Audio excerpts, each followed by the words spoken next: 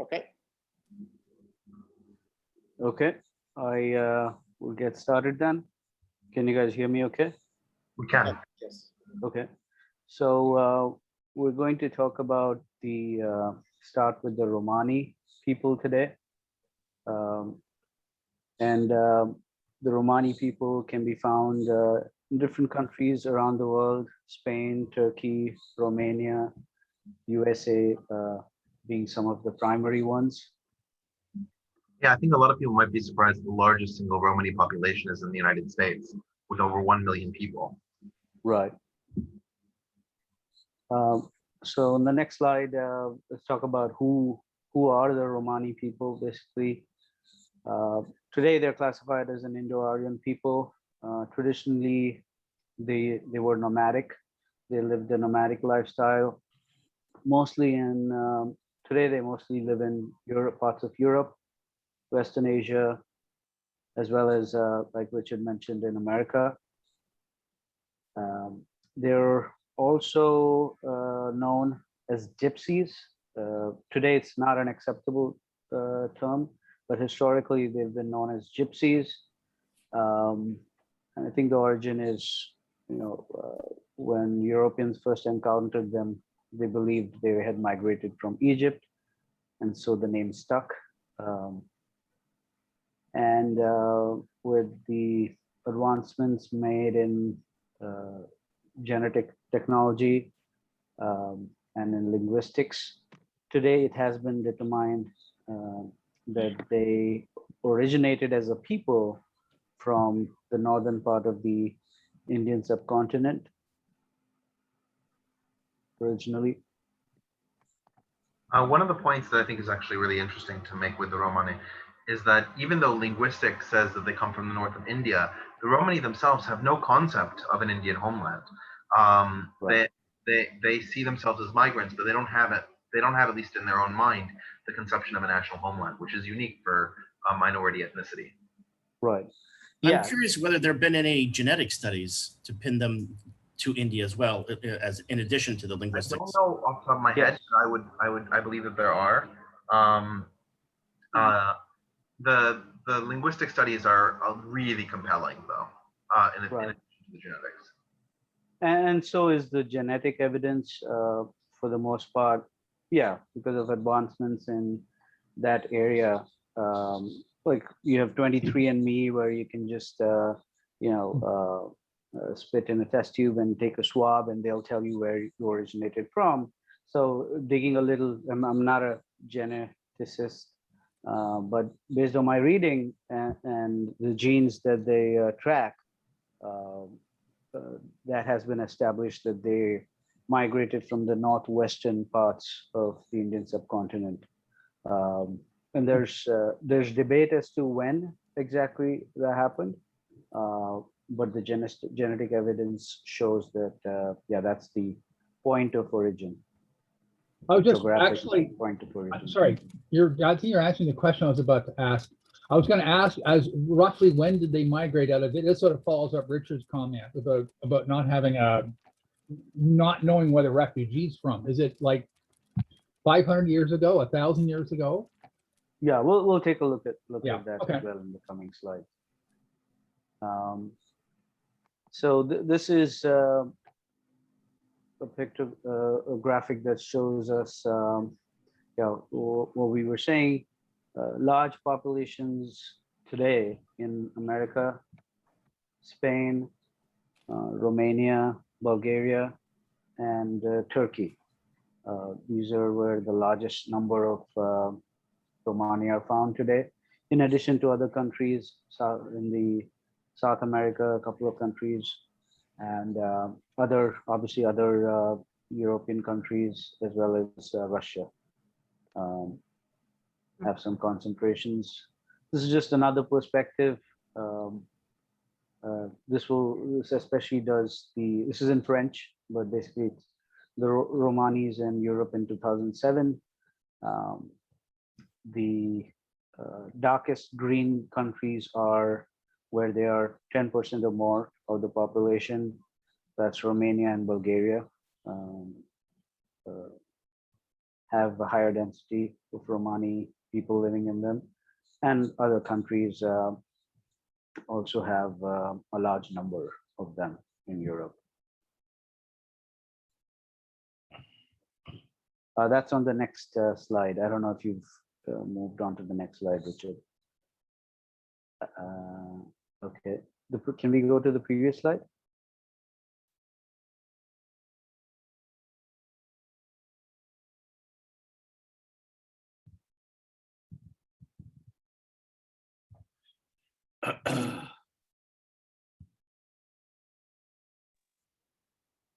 The prior slides. One before this. Keep going. One more. One more. Oh, there's okay. There's a slide missing. Anyways, but yeah, the point was, they're spread across many countries, and certain countries, especially Romania and Bulgaria, have more than 10% or more of the population is Romani. Can we go to the previous slide, please?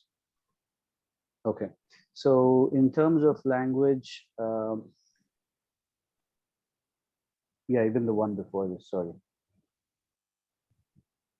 Okay, so what's an endonym? An endonym is, what the people refer to themselves as. So in the Romani language, Rom means human. The plural is Roma. So that's how they refer to themselves. And an exonym, what's an exonym is what others refer to the people as. So that's in Spanish, they're called Zingaro. French, I'm sorry, I may not be pronouncing them correctly, but Gitan or Gitan, I would guess. So, each language has a different name to where people used to refer to them, to the Romani people as a group. They have, in terms of religion, they've adopted Christianity or Islam, depending on the regions where they live today or the regions where they migrated through. In Turkey and Bosnia, Herzegovina, Albania, you'll find Roma who are Muslim. And in Romania, Serbia, those countries, you will find that they follow the Christian orthodoxy.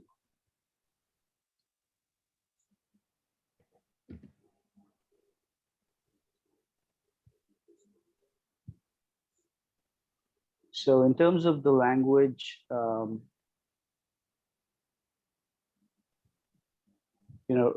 many Romani will often speak two languages, a local language, which is the language of the place they live in, and then a version of a variety of the Romani language, where they would use loan words from their local language. So there are 7 major varieties of languages. There's a graphic that shows where those languages are spoken. There's Lax Romani and a Balkan variety and a Sinta variety. In terms of languages, it's also interesting. We spoke about the linguistic evidence. So in the first grid to the top right, you'll see what numbers, how the numbers are said in Sanskrit and Hindi. So Hindi is the most widely spoken language in India today, and Sanskrit is the parent of Hindi. So if you see, and then in the 5th column from the right, you will see what the word is, how the number is said in Romani. So you'll see similarities there. So in Hindi, it's ek. In Romani, it's ek. 10 is das in Hindi, and it's des in Romani, and so on. So there's similarities that agree with you'll see similarities in those two languages there. there's also subgroups within the Romani people based on where they live today. So Sinti is, I believe, Roma living in the Germany, what is Germany today. Kale is, parts of the UK. Roma people may identify as Kale Romani. So based on where they are today geographically, they may, there's subgroups within the people. There's also, as is often the case, subgroups based on profession. So there's Lautari who are singers. These are only a few, but there's also a subgroup called Usari who are basically the historical profession. Traditional profession was they were bear trainers. There's people who did the tin working or were tinsmiths. So there's those are the professional subgroups. Any questions so far? How did they become so, I don't know what the appropriate word is, I guess nomadic, so to speak, moving from place to place? What was the trigger? And then, how did they basically, what basically triggered them to do it? We actually don't know because they don't have a history that recalls why they were expelled or why they left. The intuition, because it started in the 12th century, is that it has to do something with the Mongol invasions, that there was some kind of general instability along the Hindu Kush in the northern parts of India. But we really don't have any clear idea as to why they fled. What was your second question? Well, there's a huge belief in fortune telling within the group of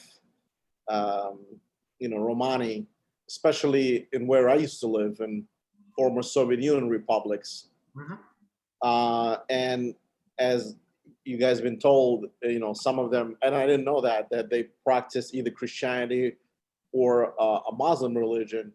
But this fortune telling seems to be also stemming from somewhere. If there is any kind of that you can show. No, that's definitely something we're talking about. When Sam brings up that the Romani were a Christian or Muslim, depending on the area in which they lived, in many cases, this was a conversion to avoid discrimination. This was not a conversion out of willing belief in whatever those religions are. And you see to a very high degree that the Romani have their own occult or faith traditions that they haven't crystallized into the form of a religion per se, but they do deal with things like palm reading and fortune telling and witchcraft and these sort of terms referring to the practice of their religious precepts and their cultural precepts that sort of blend together. They may go to church or they may go to mosque from time to time, but their religion is not typical of the local religions. Right. Okay. Yeah. I mean, that's basically all. But the interesting fact is, especially in regions where they lived in the Soviet Union, it was a very big belief in the tribal traditions, and therefore, the leader of the tribe, so to speak, would match the couples, when they would get married, and would make major decisions for them to move from town to town, city to city, and very rarely they were very within a Soviet Union context where they liked people to be more of the domesticated. They were not domesticated, and they were not able. Communists were not able to domesticate it by any reasons. Absolutely. No, one of the things that I'm sure Sam is going to get to it is that the Romani are a nomadic people, even within the context of sedentary civilizations. We have other similar nomadic groups, like in Ireland, there are the travelers. The Romani have resisted sedentarization for centuries, And it's one of the main reasons for violence between Romani and the sedentary societies in which they live. I see. Okay. But do you have any more insight into their customs and religion? What is it, their religion? Is it some form of Hinduism? Why is it, first of all, why do they associate so much with dancing and singing? This is like, I don't know, in Russia, it used to be, even if you read Russian literature, you know, there was the major form of the entertainment for a lot of rich people, nobles. They would go to gypsies for singing, dancing, and maybe some, you know, other services for women, and certainly that kind of witchcraft thing, you know, prophesying, different things. Where is that? What kind of religion? I mean, do you have any? Sure. And Sam can help me out here. I don't really Sure. see much in the way of Hinduism in terms of the Romani religion. It reads to me much closer to a form of shamanism, and something like spirit worship. That there's no clear sense of what is in the supernatural environment beyond the localized spirits, right? There's no sort of overarching god or overarching set of gods. It's much more about the local ghosts and spirits in the neighborhood, similar to other shamanistic traditions we've looked at. Right. So yeah, good few questions. Is it similar to Hinduism? That was one question. I don't see anything in what I've read. I don't see anything that made me think, okay, this is similar to Hinduism. No. I think somebody made an interesting point why they choose to migrate. And I was thinking about that too, and you know, what the driving factor there was. And again, this is entirely a personal perspective, but I got to, I was kind of reminded of where I grew up in India, which is a big Mumbai, a big city. In that big city, very close to the apartment complex where I live, where I grew up, even today, you'll find people who live in, who basically pitch tents next to the streets, and they live there, what looks, and they lead essentially looks to be, to me, a completely nomadic lifestyle, because they'll pitch a tent next to the street there today. Next month, they won't be there, but then a year down the line, they'll come back. I know from listening to the languages they speak that they are also from the northwestern parts of India. So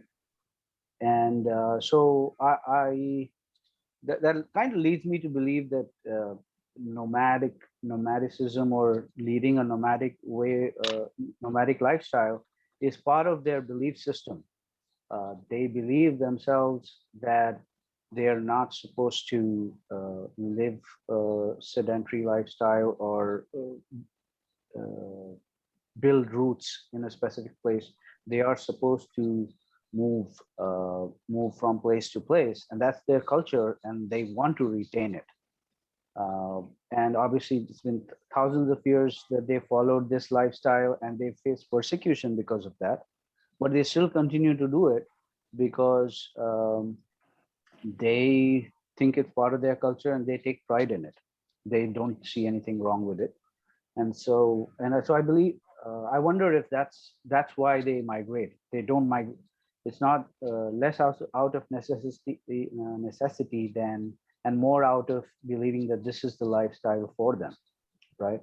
And I was reading about this in general. In today, places like UK, there are people who are not Romani at all, but they have been inspired by this lifestyle, where so they have kind of given up their belongings.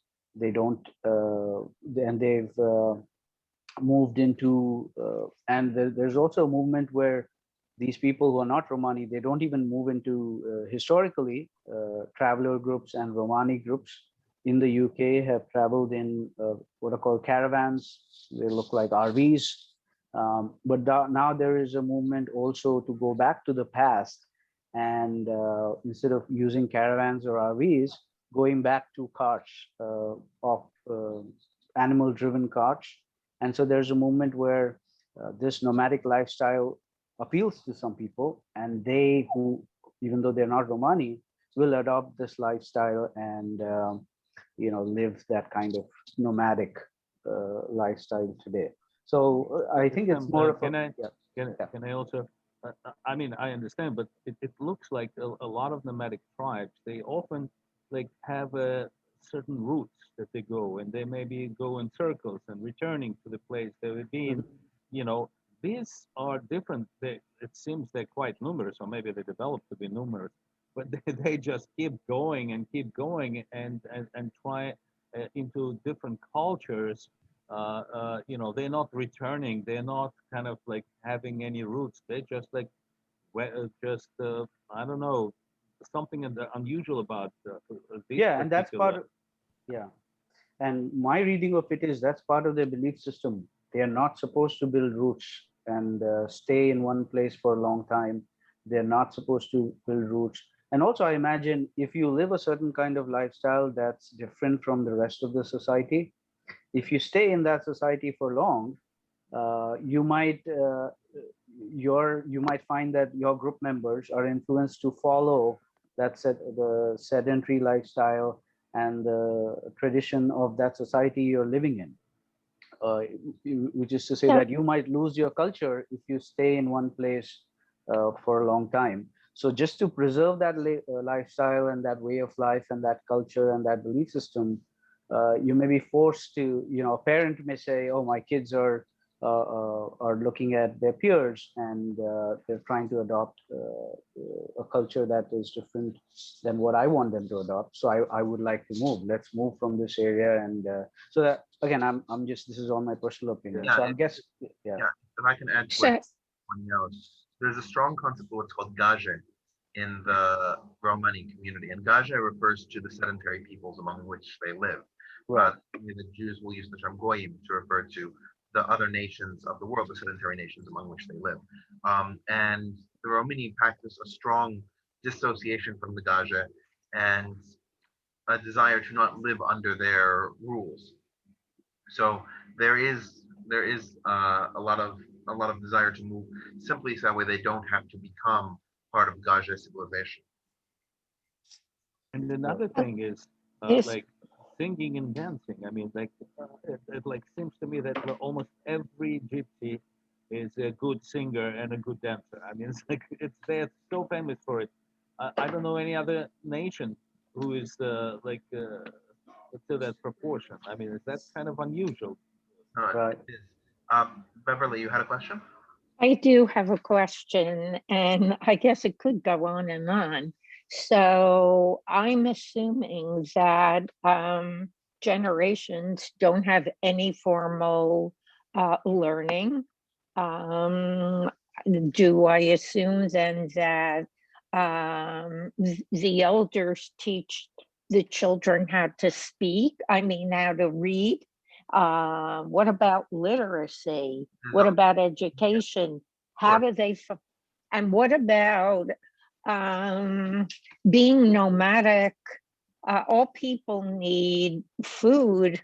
How do they achieve any degree of financial stability? Okay. On even the lowest level? Yeah, three different questions. One, on literacy, generally the Romani populations have not historically been literate. There is compulsory education now in most European and westernized societies. And so there is a degree to which they are forced to go to schooling, although they are very resistant to it. And so they learn literacy from the sedentary societies around them, but there is no traditional Romani literacy. And traditions are usually spread orally. Grandparents and parents teach their children orally. On the question of sorry, on the question of finances, which was your third question, generally speaking, Romani are relatively poor. They're almost consistently at or below the poverty line as a general average in the countries in which they live. And they survive through agriculture in the sense of, sorry, nomadic pastoralism. That's probably the better term for it. Nomadic pastoralism, they usually have animals and they raise those animals and they live that way. To the extent that they have money or that they sell the things in sedentary civilization, or money in order to buy things that they cannot produce themselves. But generally speaking, that's just not, yeah, they're generally not financially stable by Western standards of that meaning. What was the other question? There was one in the middle.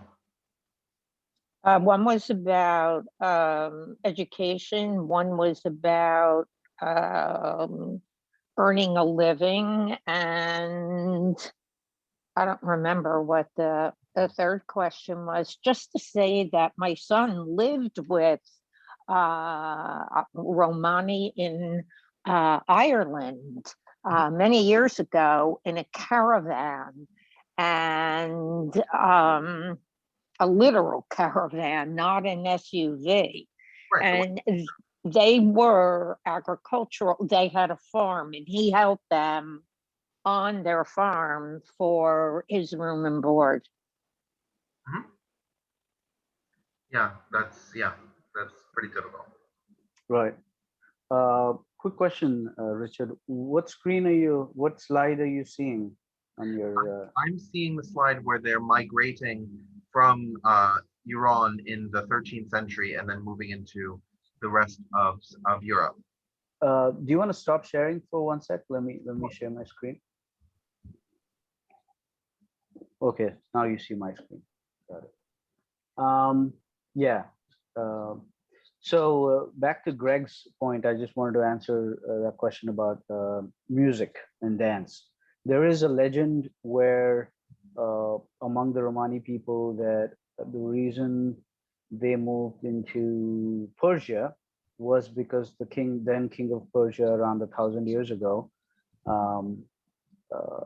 was into music, and he requested the king in India to send him musicians because there was a shortage of musicians in his kingdom in Persia. So 10,000. I mean, this is a legend. Not sure how historically accurate this is, but 10,000 musicians who played the lute migrated into Persia. So the legend is that, okay, that's why there's an association with music in the community, because they were originally musicians, and that was the part of that was one of the reason for them to start migrating into a different place. The legend for the states that the king, when they moved in, the king gave them land and a goat and an ox, and asked them to come for entertainment, but otherwise support themselves. But after some time, the legend says the musicians had taken the animals, but they had basically killed and ate the animals, and did not farm the land, probably because they didn't have the skill. And then they came back to the king after some time, a few months, and they were starving at that point. And so the legend says the king was so angry that they had not used the resources he had given them in a fruitful way, that he banished them from the kingdom. So that's the legend that tries to explain why they're musicians, and why they had started to lead this nomadic lifestyle. Again, just a legend. I don't know how true it is, but I read that when I was researching this. Okay, so back to the slides. Let's talk a little bit about Romani culture. They, as we may know, traditional Romani place a high value on family and extended family. Men and women often marry young, which sometimes comes in conflict with the laws of the place where they live. In this picture, top right, this girl, this is, I believe, in Bulgaria. This girl is a Romani girl. She's 14, and she is getting married. This is a ceremony, her wedding that's taking place. It was an interesting story, so I read a little bit more about it. So this girl was 14, and she was a Romani, and she got married at 14. And then the article followed her journey. I think by a couple of years, she, by the way, also many traditional Romani families, when the girl gets married, the groom is supposed to give a dowry to the girl's family. So that happened here. And at a very young age, she got married. And I think by the time she was 16, she already had her child. So basically goes to show that, marrying young and having kids young is still prevalent in many Romani in different parts of the world. And so that's this girl's story.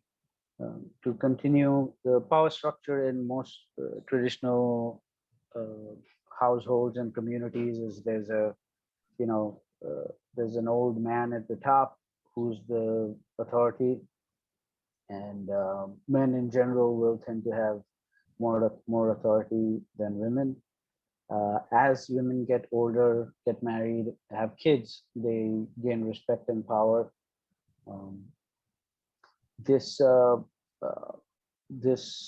picture to the bottom left is actually an American Romani family who have kind of given up the nomadic lifestyle. They live in the US, and there was a reality show about a decade ago on their lifestyle. So they I think successfully established in business, but there was a reality show that showed their lifestyle basically. But they consider themselves Romani. To the right is a picture of a Romani family. No, actually, this is a family that has taken up the nomadic lifestyle. And if you see in the background, you'll see the old style caravans driven by animals that, even today, or people today, there's a phenomenon where people are, going back to the past and saying, let's go back to our roots, live that nomadic lifestyle. They've also shunned automobiles as a way of going back, really being true to that lifestyle. So that's that picture. In research, I also found that, again, this is not widely believed, but Charlie Chaplin himself, there are rumors that at least his own kids believe. When Charles Chaplin died, apparently there was a letter locked in one of his desks that he had received from somebody. He was originally from the UK, and he had received from somebody claiming that he was actually born in one of those traveler parks. So as often happens, especially in the UK, when travelers lead a nomadic lifestyle, when Romani people lead a nomadic lifestyle, they'll basically go into state parks or parks in a town and pitch their tents or their caravans and stay there for a month, make some money whatever way they can, and then move on. So there are certain parks in the towns which are popular as places where Romanis camp. And apparently this gentleman who had written Charles a letter said that he was in such a camp, and that Charles's mother had given birth to him in such a camp. Now, Now, because this letter was hidden, kind of, and the kids were not aware of this letter until their father passed, they kind of believed that theory. And I think there's some, well, at least one of these parks was then renamed in honor of Charles Chaplin. But yeah, take it how you will, but yeah, that's something I read. Any questions?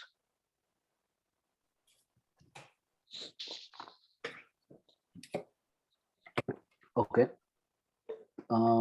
Like Greg mentioned, music is an important part of Romani culture. The Shahnameh legend, the legend I mentioned was in Shahnameh, which is the Persian, Richard may know more, but it's apparently a Persian epic. Yeah, sort of the Persian nationalist epic that went through the entire history of Iran up to that point, which was, it was written in the mid 1200s. Firdausi, is that the name of the author? He was the author. Right. So that's where that legend comes from. Shahnameh, right? Shahnameh. Shahnameh, yeah. And yeah, so even today, Romani music actually, because it's very popular and very, I think, catchy, it has influenced other music in other in the countries where the Romani live. And especially, yeah, if you hear flamenco and bolero, which is Spanish music, you will definitely hear an influence of Romani music in there. So there was a famous dancer called flamenco is a famous kind of dance in Spain, and Carmen Amaya, she's considered the best flamenco dancers in the world, and she was Romani. One of the things worth noting about flamenco music and relative to other music that came out of Spain is that the entire chord structure is different from both the Islamic imports, right? Spain is sort of this mix between Christian civilization and Islamic civilization. It doesn't match any of the Christian music that came from the north or the Islamic music that came from the south. The chord structure is completely different, which shows its Romani heritage. Interesting. Okay, so there's, like we discussed earlier, there's genetic evidence that suggests that Romani people migrated out of the Indian subcontinent. There was a 2012 genomic study that claims that post this migration, they reached the Balkans as early as 12th century. Yeah, I know very little about this, but I think there's stuff in genes I've heard of, and maybe remembering this wrong, but haplotypes or something, basically traits in genes that are used to track historic migrations of peoples from across continents. So that's this genomic study that suggests that they were already in Europe as early as 12th century. One of the earliest actual historical records is from 1322, where an Irish Franciscan friar, he was on his way on a pilgrimage from to Jerusalem, and on his way he stopped over in Crete, and he encountered these people who were living that nomadic lifestyle on the fringes of society. He encountered them in 1322 and wrote about it. And even then, his writing itself shows a negative a negative view of the Romani as living a nomadic lifestyle and on the fringes of society, not accepted by society because, yeah, their lifestyle doesn't fit into the way others live. And so, yeah, even at that point, 700 years ago, they were already on the fringes of society and discriminated against. And, you know, right. So moving a little further in history, around in the 1400s, basically all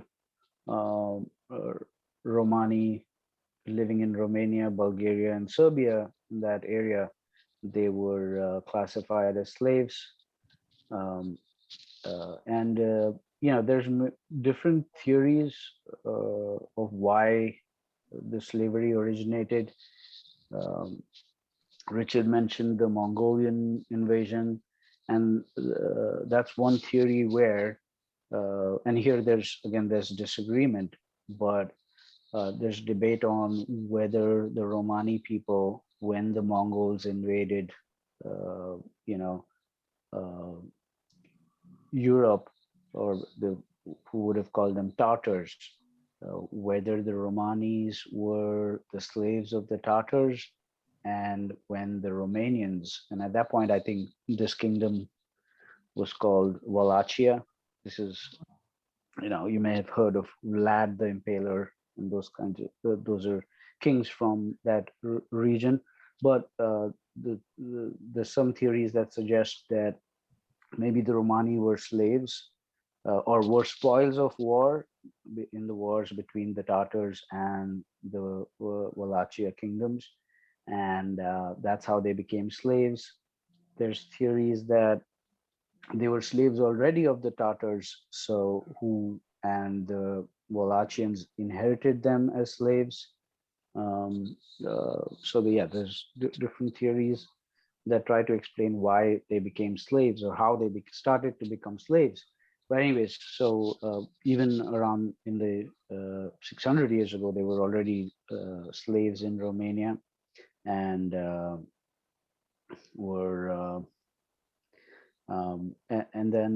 so almost 400 years they were slaves in that part of Europe.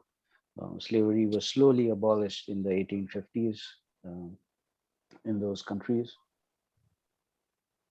One thing I want to point out is that you notice that the hostility and discrimination directed at Romani is called anti-Zyganism. The origin of this name is that Tsigan is the Slavic name for the Romani. So Tsigan was Latinized as Zygon, so that's where anti-Zyganism comes from. A question, you said, talk about the Romania being classified as slaves. That presumably means somebody owns them, and that will result in the owners discouraging from wandering about. You kind of want to know where your slaves are and make sure they're working. Was this sort of a generic? Could you repeat the question, please? Right. They're basically saying Romania are classified as slaves. When you say slaves, to me, the implication is somebody owns them. They're located in some spot where the owner is, and they're put to work and stuff, which means they're not really mobile. And if that goes from the 1400s to the 1850s, you're looking at, what's that, 450 years. Yes. So, and I think we had some questions before about education as well. I mean, the lifestyle of the Romani people really varies a lot depending on which area you look at. So yes, in the UK, historically, they may have traveled from place to place with no schools. In certain other areas, there are the other middle of the spectrum is there are schools, but they are specifically for Roma kids only. The other extreme of the spectrum is Romani people who've almost completely given up their lifestyle and have integrated into society. So there's different. So what kind of life you live as a Romani historically and even today can fall anywhere in the spectrum. Now, with that background, yes. So yes, these Romani who were living as slaves in the historical Wallachia kingdom and around those areas, yes, they did not live a nomadic lifestyle. And it's interesting, there were many different kinds of slavery practiced in that region. The church in that region owned slaves. So there were slaves that were owned by the church, slaves that were owned by the state, and then slaves that were owned by individuals. So there's different categories of slaves. And yeah, so slaves, for the church used to do things around, none of them lived a nomadic lifestyle. So they were slaves and they were owned by these entities, and they were expected to do work for them. You'd have a slave as a household servant. Let's say an individual owned a Romani slave. They would basically work like serfs on the farm. The church, owned slaves, and they would basically work for the church and do whatever was told by the church. So things like that. So yeah, you're right. These Romani who were slaves then were not leading a nomadic lifestyle. They did not have that freedom to do so. I had a question about the nation states where they lived in Europe until the mid 90s. Most everyone had compulsory military service. I'm wondering if the Tzigan, whether did they get out of it? Were they not? Did they were released from it? Never, I mean, or what? What happened, or did it change from, or was it different from country to country?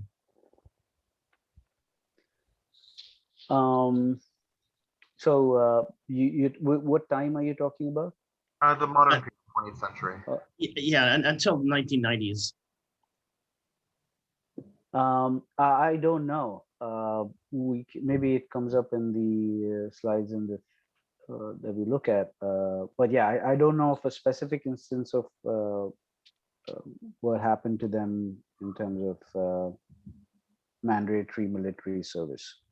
Yeah. And again, but the only thing I can say is that Romani people who had integrated into society did follow the rules, whatever the rules of the government were.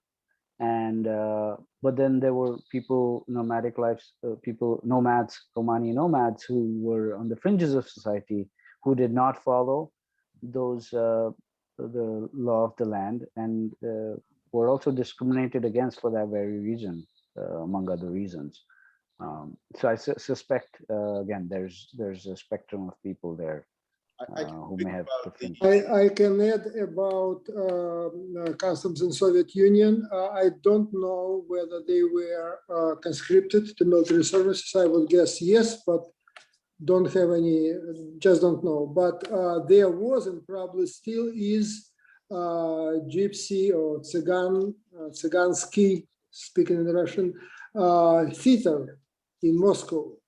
And it was, they had one of their soloist artists who was pretty well known in Soviet Union and in celebratory ceremonies when there were concerts with communist leaders present. Their Nikolai Slichenko. Slichenko, exactly. He was one of the singers. So, and yeah, he was pretty good in this. It was in the 70s, 80s, maybe 90s, I don't remember. And I would guess the theater is still there, but again, I don't know. Mikhail, the Tsigani was conscripted in the mandatory Soviet army. I know it in Uzbekistan, they were. I mean, Uzbekistan was part of Soviet Union. I see. Many of them died in Afghanistan during the Soviet invasion of Afghanistan. Okay, thanks. I didn't know this. I would expect definitely people who were sedentary, like those who were working in the theater, they definitely should be subject to their children should be subject to subscription. But otherwise, okay. Yeah, that would make sense. And if you didn't have a fixed address, it would be harder for the state to find you. Right. But at the same time, I know for a fact that if the state wants to find you for military service, they'll find you. Yeah. Mark, having gone to the Soviet or Uzbekistani army, so to speak, the way that works is you have to go through medical examination prior to entering the army. Sure. Yeah, everyone does. And so after your high school, you get your something that's called a ticket, which you have to go into the military base, and you have to run through 2 or 3 weeks of this medical examinations prior you getting conscripted. And that was done even a year before it was 18 years old was the mandatory subscription in Soviet Union. At 17, you have to go through all that. So some of them obviously tried to escape it, but Soviet Union wasn't kidding around. No. They'll find your address. So it was. I don't even know if it was possible not to have an address. Anyway, let's continue, guys. Sam? Okay. So yeah, this is another graphic that so I ran into another book that spoke about the Romani migration, and this one theorized that the migration started even earlier, around the year 500 AD, and kind of shows now this is the people that I refer to that I still to this day see living in cities like Mumbai. The specific group that I refer to comes from a state called Rajasthan, and they still live that nomadic lifestyle that I mentioned to you. And so from the northwestern region of India, these are this book theorizes that these are the different waves of migration and when these groups reached those places. And like I said, this book indicates that these certain groups stayed obviously within the country, and there are migrant groups living within present-day India that have lead that kind of life even today. I had a friend in school, you see Wagri here. I had a friend in school whose last name was Wagri, who was from Rajasthan, the state of Rajasthan. But yeah, no longer leading a migrant lifestyle. Obviously, he was, an example of people who may have had Romani origin, but or whose ancestors may have lived a nomadic lifestyle, but they have fully integrated into society. So this theory, this book basically theorizes that the migration happened a little earlier, and that again a Persian Shah ordered gypsies to come work for him. And this is the Shahnameh king Bahramgur, who brings gypsy musicians from India, and then they migrate from India into from further on to Mesopotamia and so on.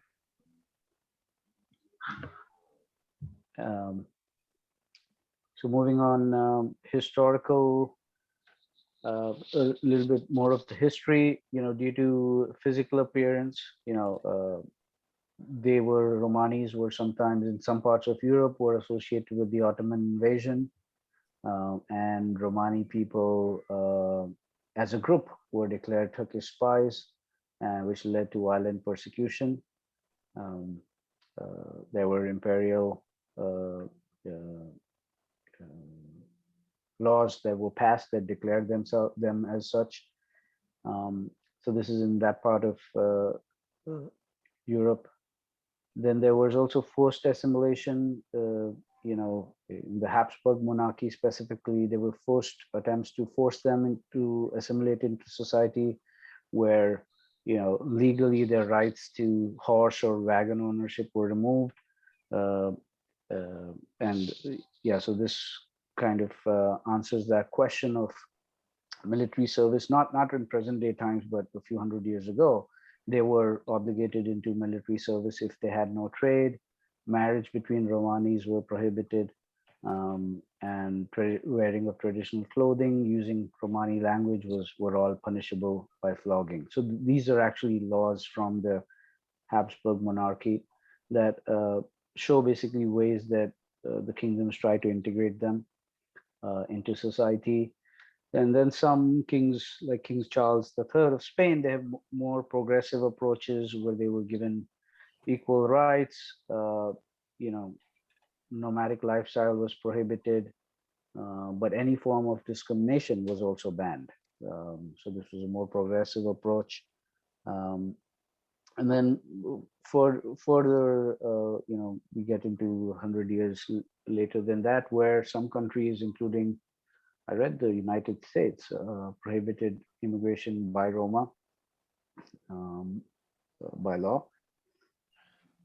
And getting back into the 20th century, you know, there was police in German empires had continuous surveillance on Roma. They were forbidden from entering public pools, parks, other recreational areas.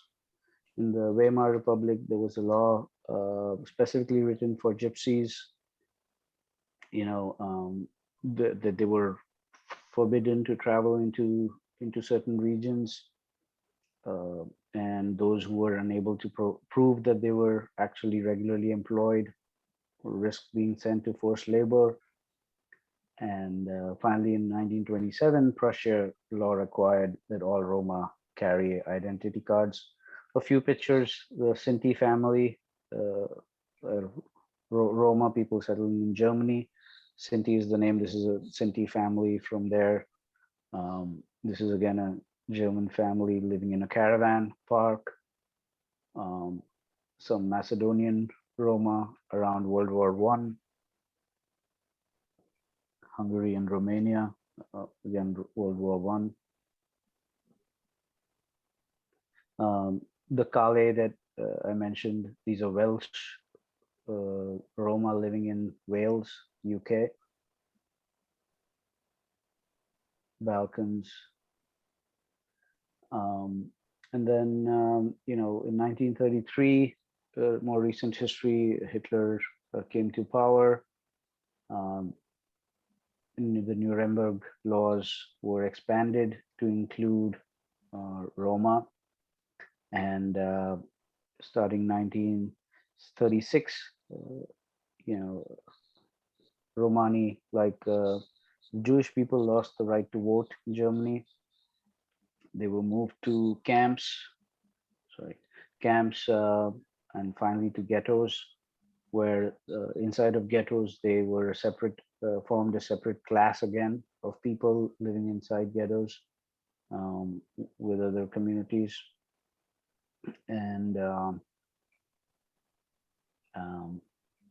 finally, I think Himmler, there was some back and forth on whether they were to be put in the same classification as the Jewish people in Germany, but I think by 1938 there was a final answer regarding the Gypsy question, which explicitly mentioned race, and they were ordered to, the Romani people living in the internment camps were moved to concentration camps. These are some pictures. Romani people in the concentration camps wore the brown inverted triangle to distinguish them. These are some pictures where, again, the government, we're talking about the government keeping track of the Romani people. This is a police officer and a psychologist speaking to a Romani woman. So the Romani Holocaust is known, remembered as the Porajmos, or the devouring. Now there's the different sources will estimate the number of Romani killed by the Nazis from 220,000 to 500,000. Unlike other groups, there were no reparations given to the Roma. afterward World War II for the Holocaust. This is a picture of prisoners at a labor camp in 1940. So that's the history up until the Holocaust of the Romani people. And then in more modern times, there's a wide spectrum there, but there's some discrimination that has continued in Europe. I mentioned in Eastern Europe. To this day, there are special Roma schools where Roma kids are sent. Amnesty International has reported continued instances of anti-Zygan discrimination in Romania, Serbia, Slovakia. This is an anti-Zyganist protest in Sofia, Bulgaria in 2011, not that long ago. And then there was a survey done in 2016 that found that 16% of Roma women were in paid work, only 16% compared to a third of Roma men. So there's still widespread unemployment in the Roma community. But some positive recognition of the wrongs that were done to the people. 1982, West Germany formally recognized Romani genocide. 2011, Poland adopted a day as Romani Genocide Commemoration Day. The European Union Roma Framework encourages members for encouraged member states for greater inclusion and upholding the rights of the Romani. And then the very recent new EU plan for the Romani focuses on equality, inclusion, participation, education, employment, health, and housing. Yeah, that was it. So do we have any questions about the Romani before we move to our next ethnicity?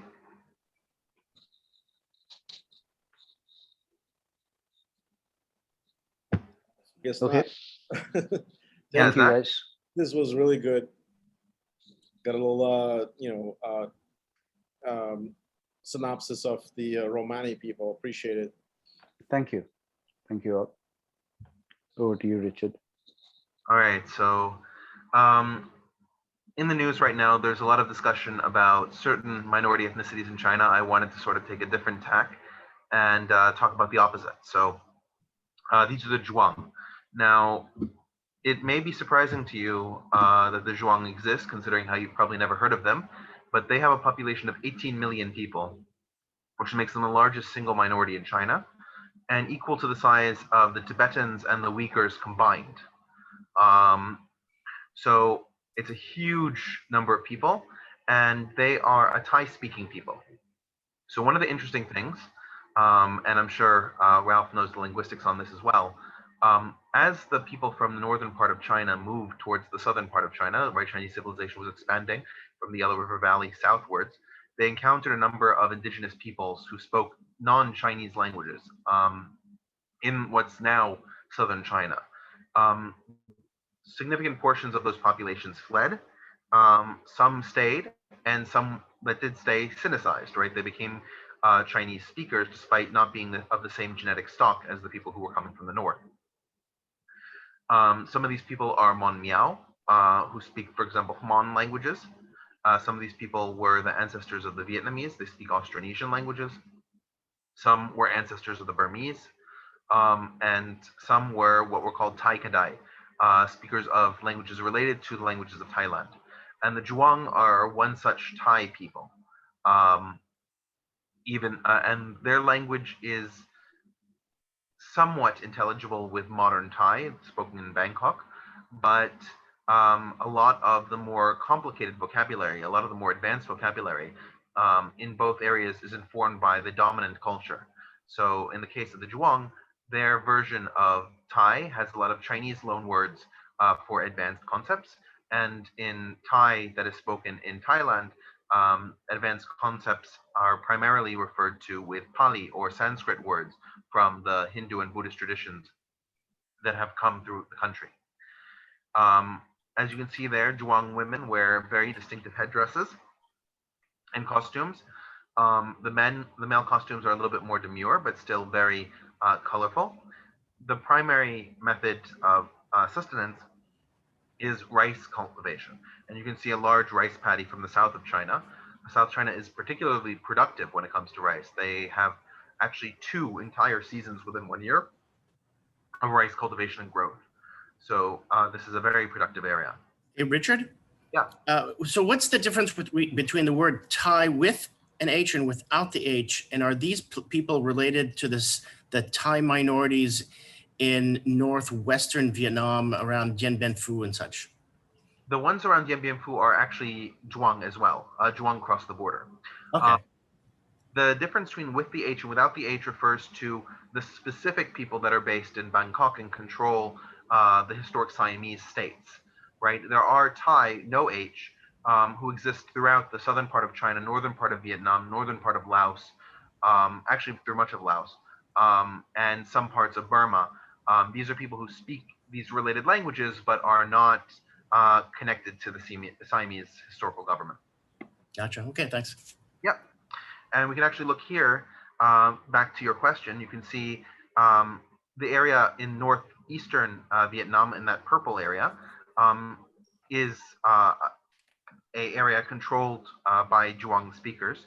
Dien Bien Phu is a little bit further west of this, so it might actually be a different Thai-speaking people. But you can see that there's a lot of dialectical diversity among the Zhuang population, right? You've got 18 million people throughout several different Chinese provinces and certain areas of northern Vietnam.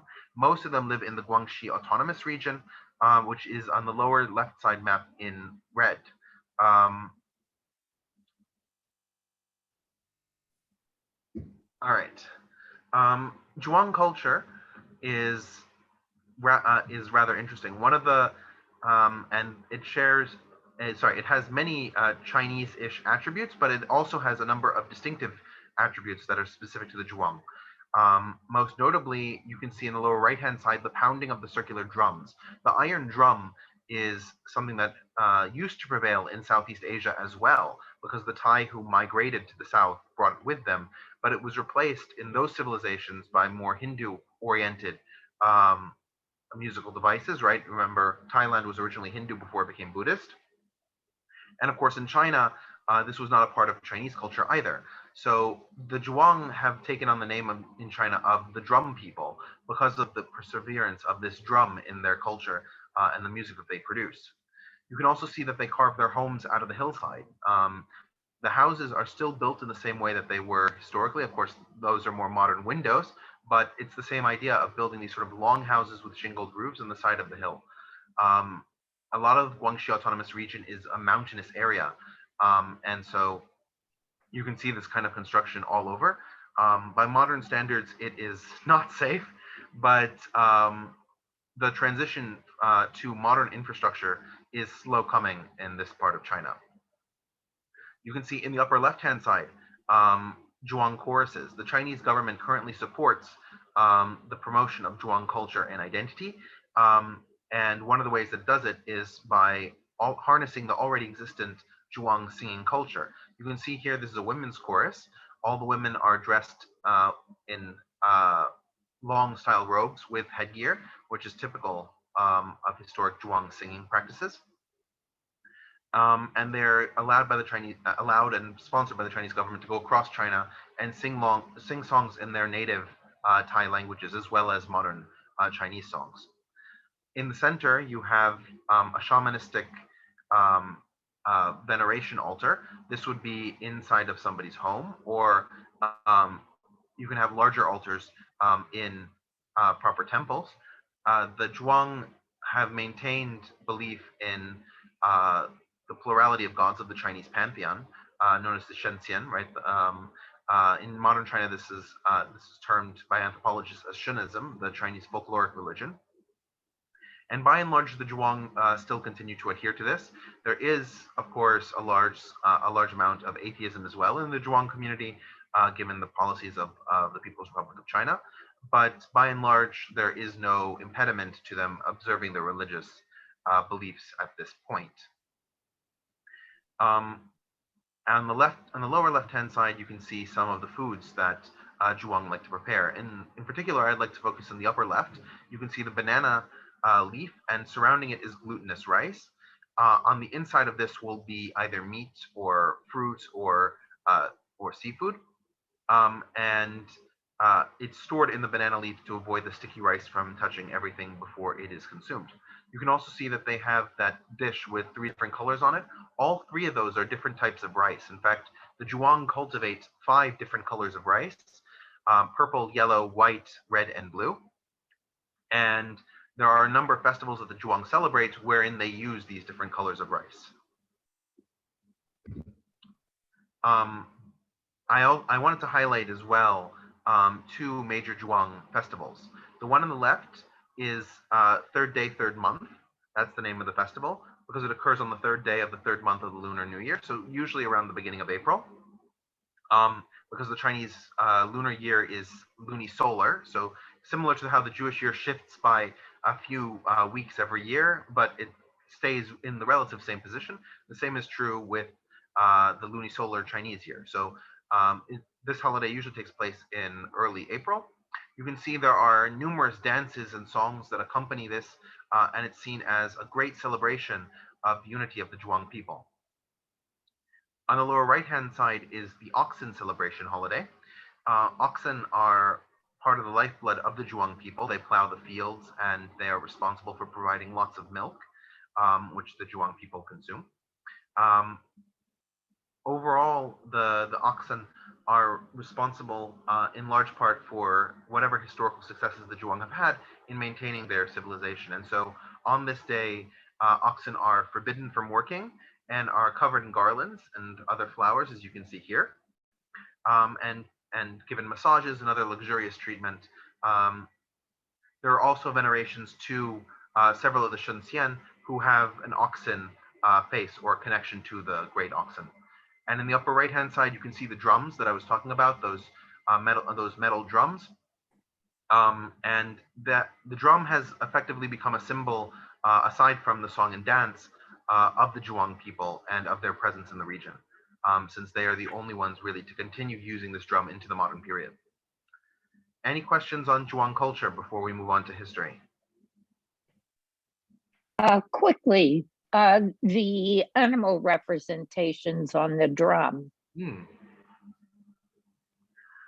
Must be something significant in the culture. I actually am not entirely sure what the animal representations are. My intuition would be that it's an ox. Yeah, I would say just a variation. Yeah. Thank you. Richard, can you clear something out for me? I remember in ancient times, the people outside the wall used to be called Zhuang. They were not referring to, obviously, this people. No, I think you're thinking of Xiongnu. Okay. The Xiongnu were a Hunnic Mongolic tribe. We don't know exactly what their ethnicity was in that sort of space, because the Hun term is amorphous. But they were a Mongolic-speaking people to the north of China. The Zhuang are in the south of Chinese civilization. Right. Okay. All right. So if we move through history, one of the things that we see is that the earliest settlement of the region was around several thousand years ago. We can see the rock river paintings in the center. That's the first sort of development of any civilization that could be considered to be Zhuang civilization. Now, the Zhuang were able to develop their own small kingdoms and dynasties. You can see on the right-hand side, Nongjigao. Nongjigao was the king of a Zhuang state in the south of China about 1,000 years ago. He has endured as both a cult figure and a god, because in the Chinese system, generals are often venerated as gods. Nongjigao conquered several areas of the north of Vietnam and resisted attempts to conquer him from the Chinese coming from the north.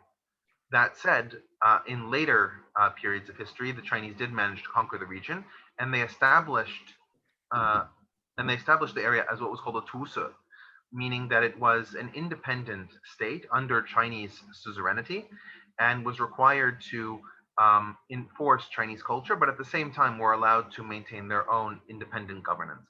And you can see the palace on the left-hand side, which is a Tusa palace from a different jurisdiction.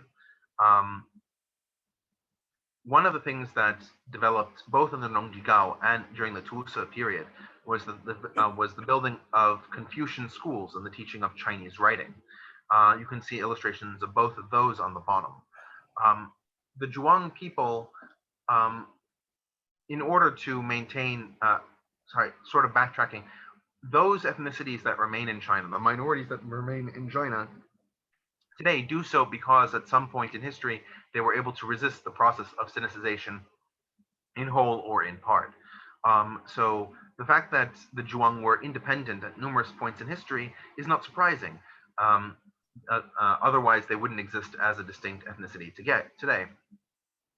One of the things that the Zhuang did as part of their affiliation with China was to attack the Vietnamese kingdom of Mactangzong, which you can see there on the map in the pink.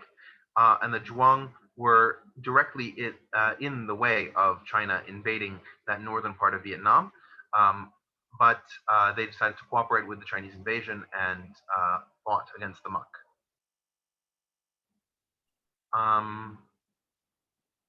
Any questions? All right. When it comes to the modern period, the story of the Zhuang becomes very interesting given its relationship to China at large.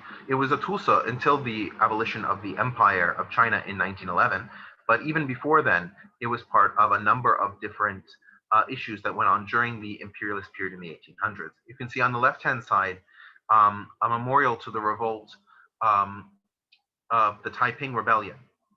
The Taiping Rebellion was a syncretic Christian-Chinese rebellion, and it existed across a number of southern Chinese provinces, but it started in Guangxi Autonomous Region with the signing on of a disproportionate number of Zhuang, given the Chinese population in the region. It was about half Zhuang, half Chinese, even though Zhuang were about 35% of the total population of the region.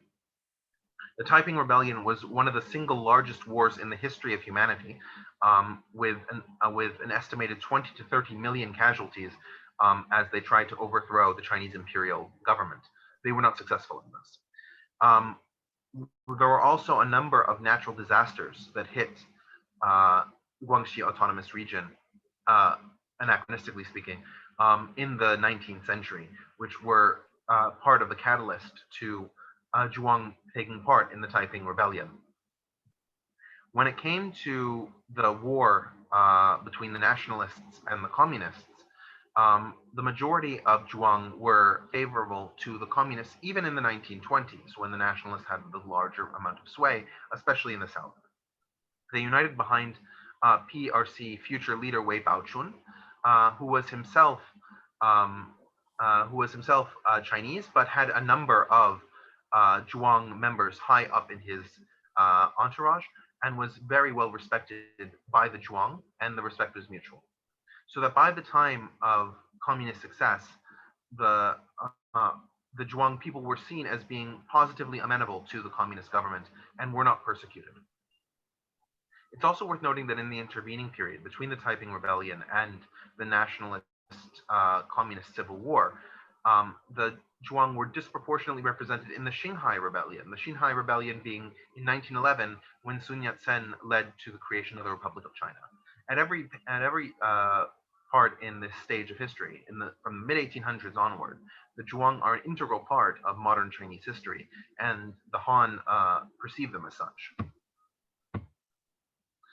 So, since the creation of the PRC has determined that the Zhuang people are a positive force in the development of China, and the PRC has invested heavily in improving the situation of the Zhuang.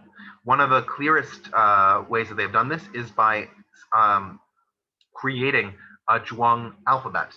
As you can see on the sign in the upper left-hand side, you can see the Chinese characters below, which is, of course, the Chinese writing system, and you can see above it, you can see a Latinized form of the Zhuang writing system. As you can see, it looks nothing like Chinese, even in terms of its phonology. If you compare this to Pinyin, of modern Chinese. The Chinese government also set up numerous schools and universities throughout Guangxi Autonomous Region. And while the Zhuang population is less educated on average than the Han dominant population, that number is changing due to affirmative action campaigns by the Chinese and increasing attempts to get rural villagers to come down to the cities and get a more formal education. Hey, Richard, Yeah. am I to understand that the Beijing created a Latinized version of Zhuang language? Yes, that is exactly correct. That seems like not very Han of them. Well, the thing is that China has a minority policy, and the Chinese minority policy is that if the minority considers itself part of China and assimilates to Chinese culture and traditions to the degree that it can be a part of wider China, Yeah. then the Chinese government will allow the minority to maintain its distinctiveness and support the minority in maintaining its distinctiveness. The issue with the minorities that China has more difficulty with, like the Tibetans, like the Uyghurs, like the Mongols, is that those minorities are not interested in being part of the larger Chinese project. They're interested in a degree of autonomy, a severe degree of autonomy or independence, and the Chinese state frowns on that. So it's basically a carrot stick approach where the carrots and sticks are monumentally sized relative to the actual problem that either side is facing or ameliorating. Okay, that's interesting. That's more complex than I was thinking it might have been. Did you also include the Mongols in that list with the Tibetans and the Uyghurs?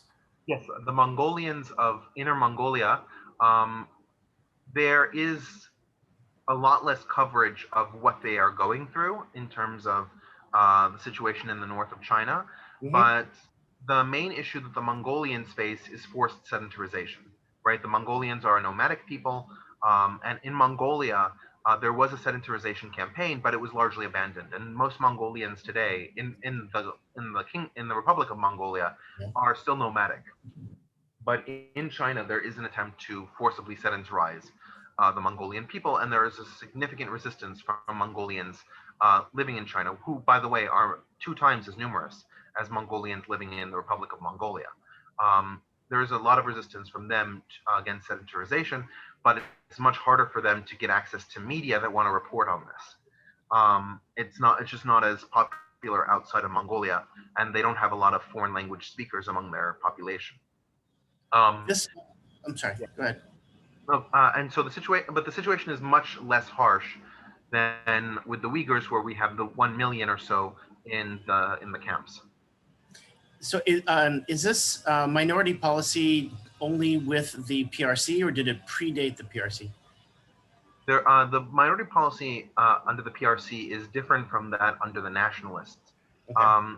Key element to remember with the nationalist government is that the nationalist government in name controlled all of China, but in functionality controlled the area around Nanjing, the southern capital city, right? Nanking also is the Latinization, and other warlords.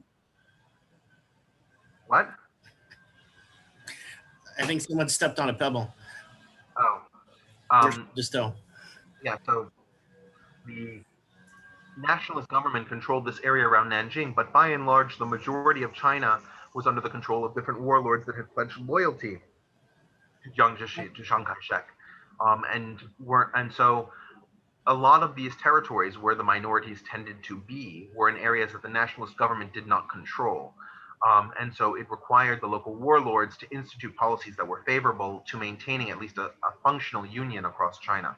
And so it was less about the minorities and more about regional concerns. Gotcha. Thanks. In the lower left-hand side, you can see a Chinese government-funded dance. I think it is from the third month, third day festival. And you can also see in the center weaving. There's a number of Zhuang cooperatives where uneducated elderly women are beginning to, and men as well, are using their historic skills in weaving and cloth making to create artisan products primarily for Chinese domestic consumption by Han, but also for foreigners who tour the region. So that is the Zhuang. I guess any sort of remaining questions?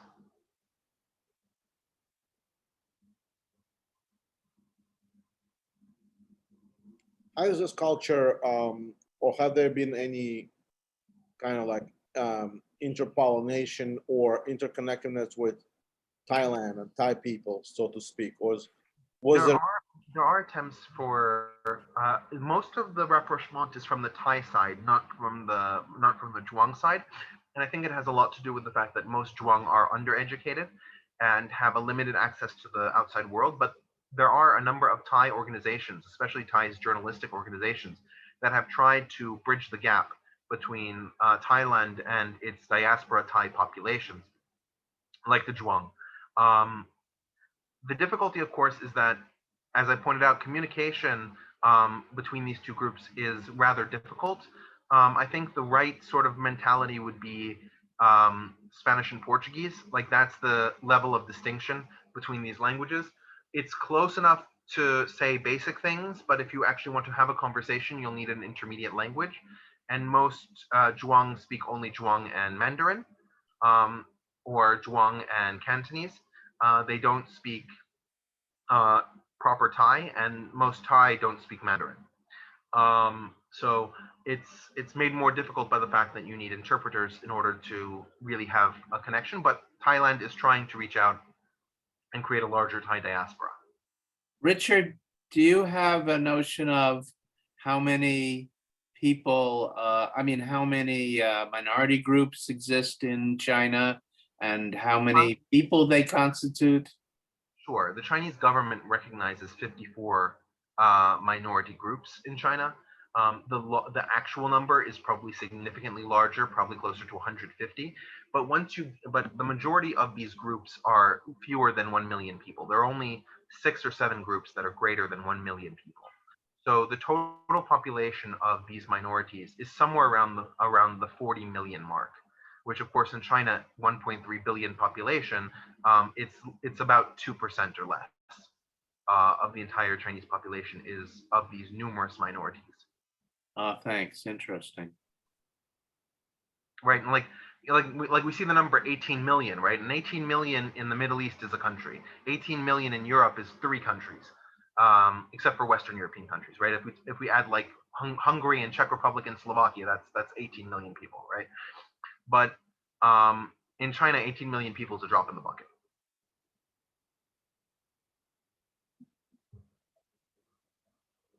All right. Now I'm going to talk about the Buryats. The Buryat people, you can see there, are a Mongolic people. They speak a language that's similar to Mongolian, but it's not Mongolian. The 2 languages are not intelligible. Now, the majority of them live around the area of Lake Baikal, and their territory historically was all inside of what's now Russia.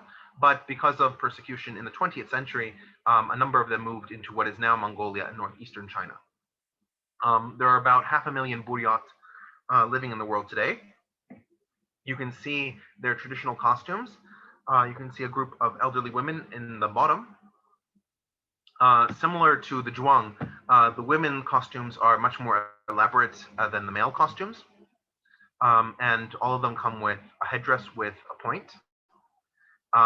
You can also see in the upper side, young men and young women dressed in their traditional costumes. The male costumes, as I said, are simpler. They have a top with a yellow sash, and the women have a more golden sash, and they all have the lines to symbolize the earth, the sky, and the ground.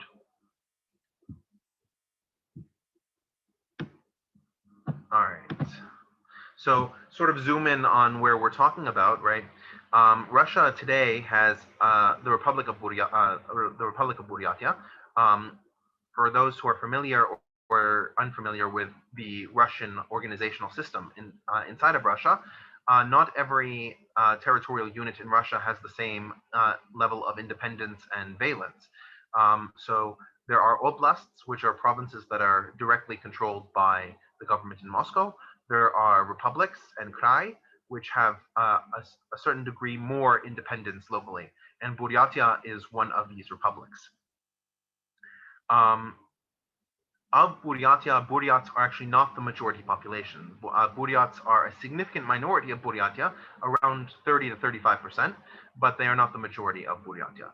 You can also see that if you look at the map closely, there are two smaller regions, one called Ust-Oda Buryatia, and the other one called Aga Buryatia, that are completely surrounded by Irkutsk Oblast and Chita Oblast as well.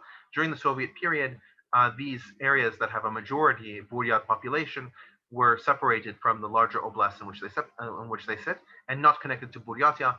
In order to weaken the Buryat influence over those areas, they weren't united to Buryatia, but to recognize that they had a Buryat majority, they were separated from the larger oblast in which they sat. If you look at the larger map, the areas of blue are areas where there is significant Buryat population, though in no area, right, do Buryats constitute a majority outside of Buryatia. In the overall of Buryatia, they don't constitute a majority, but in the blue areas in Buryatia, they do constitute a majority. Sorry, a All right. question? Yeah. Is that white thing Lake Baikal? That is exactly that. Yes. Okay, thanks.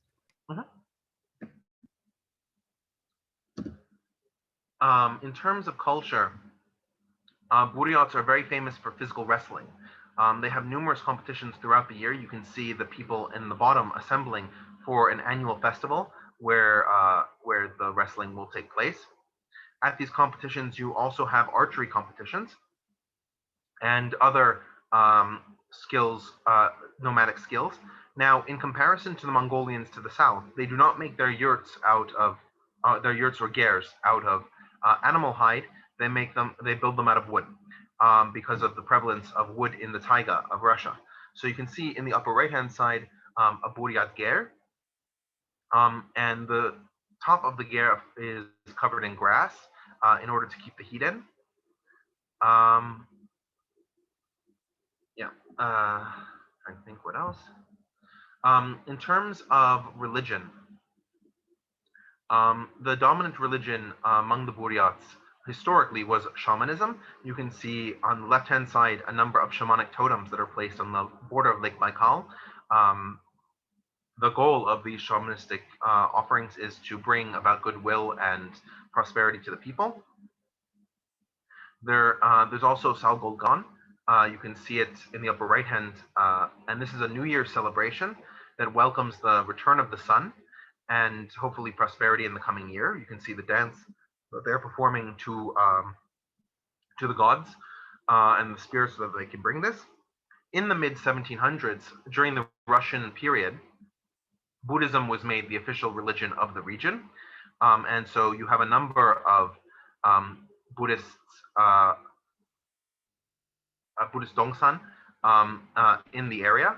You can see one of these in the center. A number of Buryats are at least nominally Buddhist, even if they are more traditional and shamanistic in their orientation as well. Of course, Russian Orthodoxy is also a common religion in Buryatia, but it has not spread very commonly in the Buryat population. It's much more common among the Russian settler population in the region. And finally, you can see that the Buryats tend to have large herds, those that are still nomadic. They herd sheep and goats and collect the milk. Similar to Mongolians, they are pastoral nomads if they don't live in the major cities like Ulan-Ude. Any questions on Buryat culture?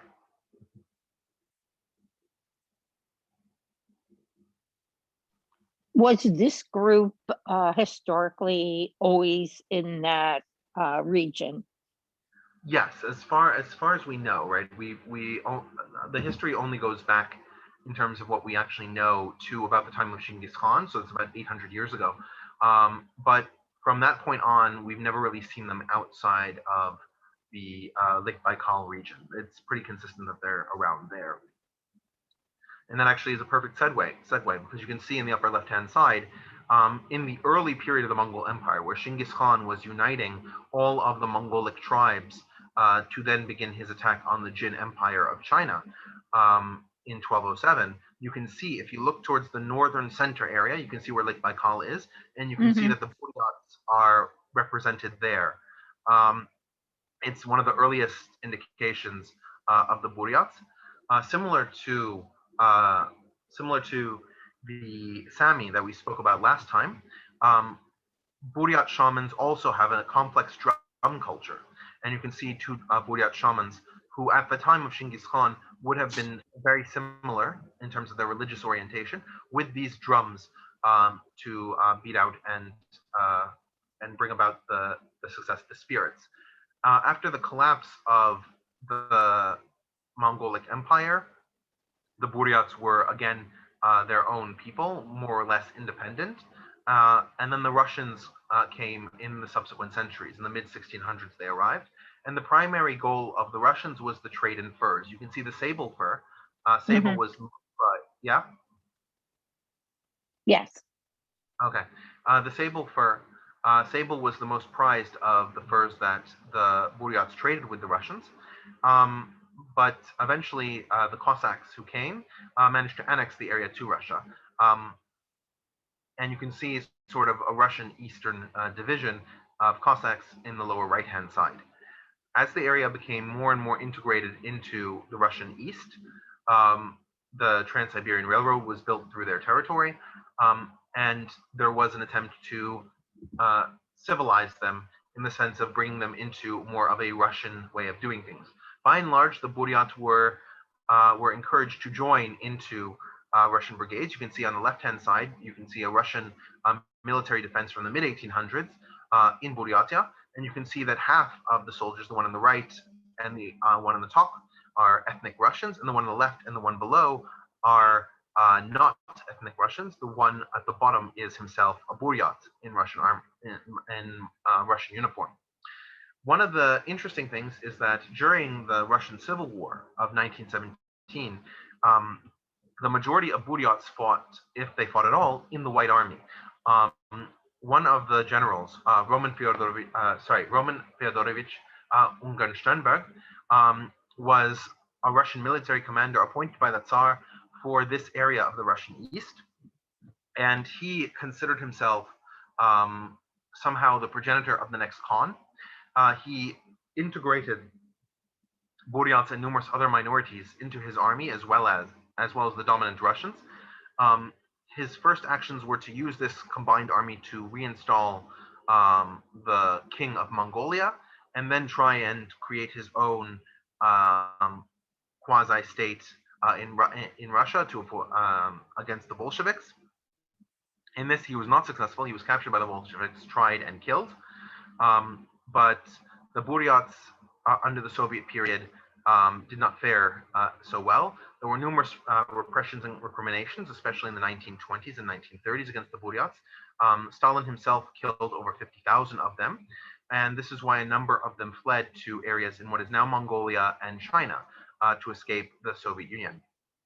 The majority of Buryats, however, stayed within the territory of the Soviet Union and were given more autonomy in recognition of how they had struggled against Soviet rule and governance. One of the biggest issues for the Buryat people during the Soviet period, of course, was forced collectivization and sanitarization, as indicated by the propaganda poster in the lower right-hand side. As pastoral nomads, the idea of large-scale grain farming and collective farming was deeply injurious to their culture and provoked numerous acts of resistance until they were finally quashed in the 1950s. Since the independence of Russia, there has been a renewed interest by Buryat people in creating more and more autonomy for themselves while remaining within the Russian Federation. Putin and Medvedev have been responsible for the creation of the Republic of Buryatia and the ceding of more independence to Buryatia. On the left-hand side, you can see the Grand Khural of Buryatia. Khural is a Buryat term for a consultative legislative body, like a Congress. And so they decided to use this name as well. The Russians also made the first language textbooks to learn the Buryat language and to standardize the Buryat spellings, which you can see on the right-hand side. That's a textbook to teach the Buryat language. They also allowed for the Grand Khural in agreement with Moscow, established Buryat language schools with Buryat language textbooks, all approved by the Russian government. As an autonomous region, the Grand Khural has the ability to negotiate with foreign state actors. And so you can see in the upper central picture, on the right-hand side, you have representatives of the Buryat government. And on the left-hand side, you have representatives of the independent Mongolian government. Of course, Buryats consider themselves a Mongolic people, as they are, and therefore see a relationship with Mongolia to be of the utmost importance in strengthening their cultural and historic ties. In the bottom picture, you can see Medvedev standing with another Russian agent in front of a number of aspiring students from Buryatia State University, I believe. And you can see that, like the population of Buryatia, the children, half of them are Buryat, half of them are Russian. Medvedev has also spent time in Buryatia to meet with Kim Jong-un, Kim Jong-il, while Kim Jong-il was still alive, because its location close to North Korea and the similarity of Buryat people to Mongolians, and Mongolians have a very warm relationship with North Korea, made it an ideal site to meet them. Medvedev also was responsible for the creation of an aviation center in Buryatia, which has put thousands of Buryats to work, both Russian and ethnic Buryat. Hey, Richard? Yes. I'm surprised that the Russians are implementing what I'm, for lack of a better word, perhaps a lighter touch than I would have expected, particularly if these Buryats are very motivated to keep their cultural connection with Mongolia. Some might say that down the road that would be dangerous, and the border they may request later on to be unified with Mongolia. May I comment on this? Yeah, go ahead. It's in Russian or Soviet psyche, it's imperceivable that any of people complementing Soviet Union or Russia would try to go to one of the neighbors. I don't think it ever was an issue. It's one thing. Secondly, so there was not a concern about this. Secondly, from the Stalin's years, in kind of helping, introducing and helping local cultures, developing languages and so on, was always a mode operandi. So as long as it was considered not being a threat to the whole to the entirety of the Soviet Union, which is, in my view, it never was. At least I never read or heard of any real concern about it. So yeah, in this respect, it's pretty logical. It goes along with the old tradition. Thank you. Yeah, no, that's completely right. I would also add that two more things. Mongolia was always a satellite state of the Soviet Union during Mongolia's period, during the Soviet Union. So the idea that Buryatia would go to Mongolia as sort of like a negative, like the Russians wouldn't see it that way. They trust Mongolia. But I agree with Mikhail that the idea of defecting to Mongolia is inconceivable. Russia is a much better economic engine for Buryatia. Buryats see themselves as brothers to Mongolians, but not themselves Mongolians. And there was a lot of attempts during the Soviet period to disassociate the two groups, which appear to have largely succeeded. Buryats see themselves as a distinct ethnic group. And finally, the lower right-hand side picture, Buryats love to sing, and they have a number of traditional hymns and songs. Less so than Mongolians and Tuva, but they do as well. They have throat singing, which is very hard to replicate. I encourage you to listen to it at some time, but it's where your voice creates a low pitch and a high pitch cadence that actually harmonize with themselves. Yeah, I guess that's Buryatia.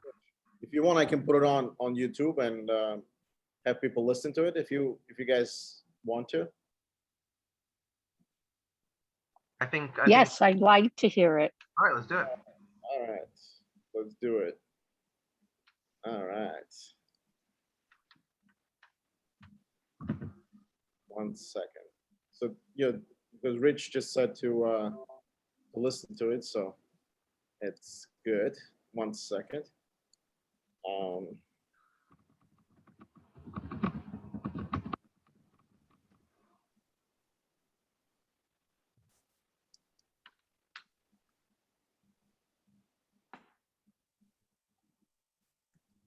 Because it's really nothing like we,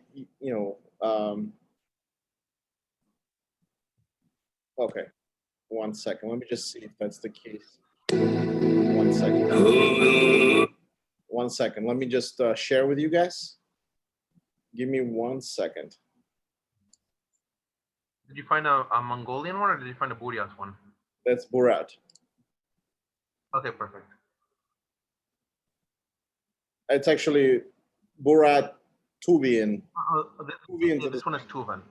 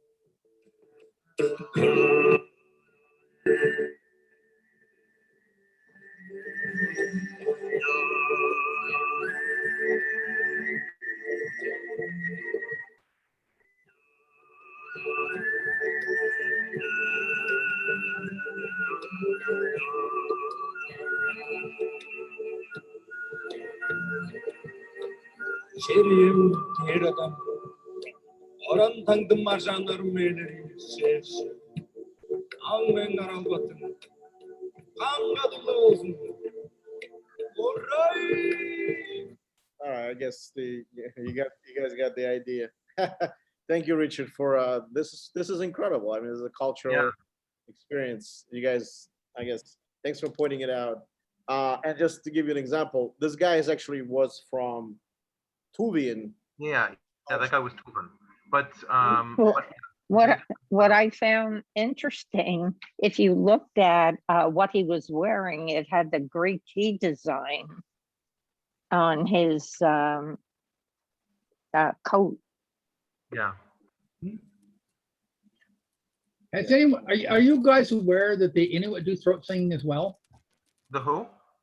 The Inuit, Northern Canada. I didn't know Yeah. that they did. Yeah. I'm kind of wondering because I don't think the cultures of that are extremely far apart. No, they're not. There's a lot, and I'm sure Ralph can talk a lot about this because he's talked about the Inuit before. There's a strong connection between the Inuit and the peoples of northeastern Russia, like the Sakha and the Yupik. So it might be a tradition that passes through them. I just don't know of any Sakha or Yupik doing throat singing. So it might have been lost by the intermediate groups.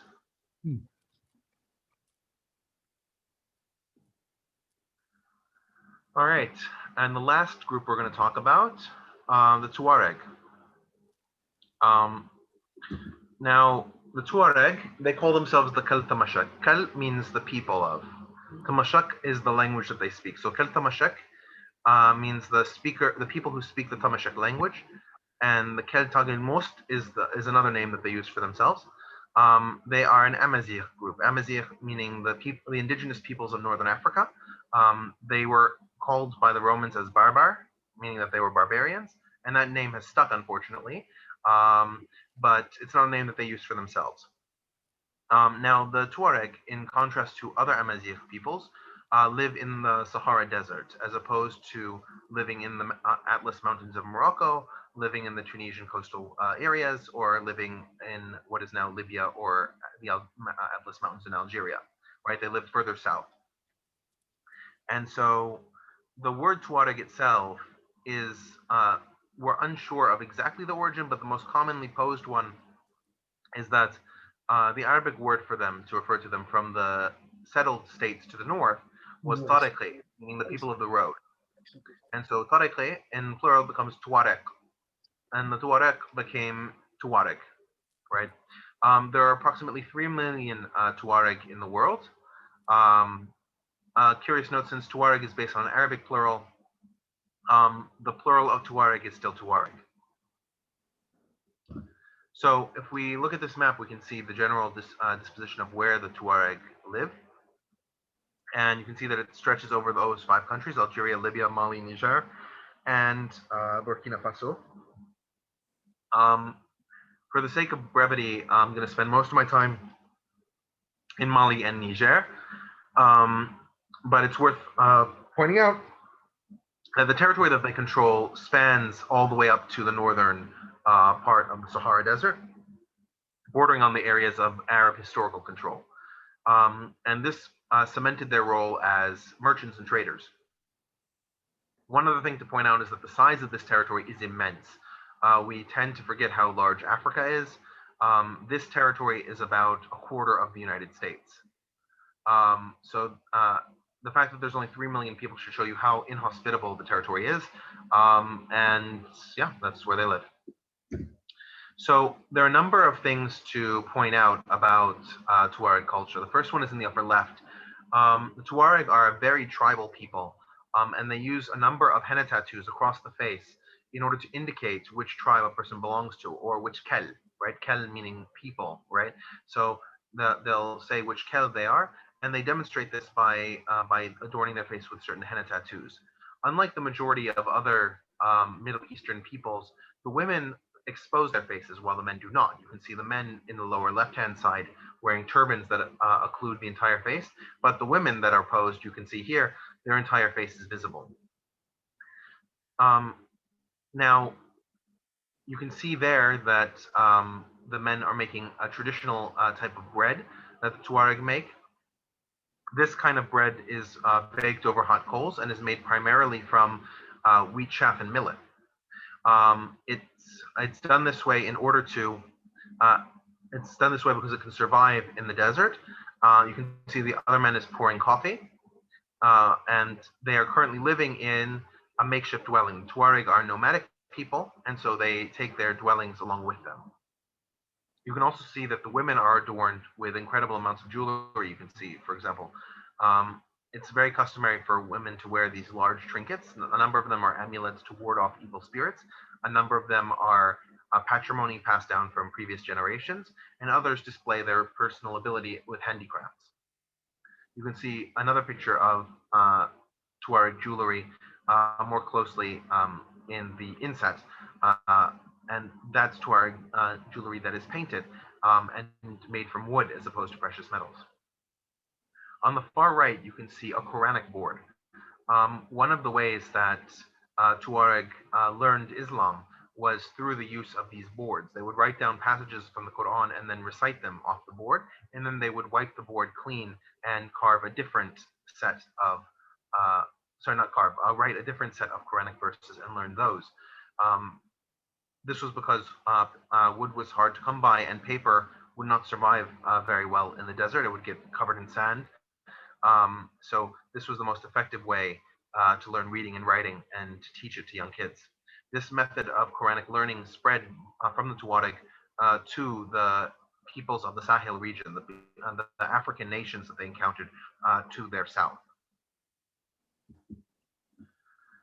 We don't, because the Touareg, most of their history was written down by the peoples that they met, not themselves. We don't know much about them, but we know that the earliest Touareg existed during the Roman times. And you can see Tinhinan of the Al-Halqar. She is the oldest known leader among the Touareg. And as is obvious, she was a queen herself. Among the Touareg, what was much more important was class or station by birthright than it was gender. Women were able to hold positions of authority, although men were almost exclusively warriors. Almost exclusively men could be warriors. But women could hold places of leadership if they showed themselves capable. Another key element of Touareg history in the early period is the use of caravans. They were responsible for creating large-scale camel caravans from the north of Africa to the Sahel region. These caravans transported numerous goods and were critical in what would eventually become the salt gold trade between Mali and the Arab states, as well as large-scale slave trade and Islamic evangelization from north to south. Slave trade from south to north and Islamic evangelization north to south. You can also see on the right-hand side the typical camel spearmen of the Touareg. They were known for being able to appear out of the desert without warning, attack and raid effectively, and then go back into the desert. They were very difficult for the sedentary civilizations to defend against when the Touareg decided to attack. And this persisted through much of the medieval period. The real development of the Touareg period is as the Touareg expand into what is Africa proper. And they found the city of Timbuktu. Timbuktu comes from the Tamashek word tin, meaning well, and Buktu was the name of a woman. So Timbuktu was the name that they gave to the city because it was her well around which they built this city.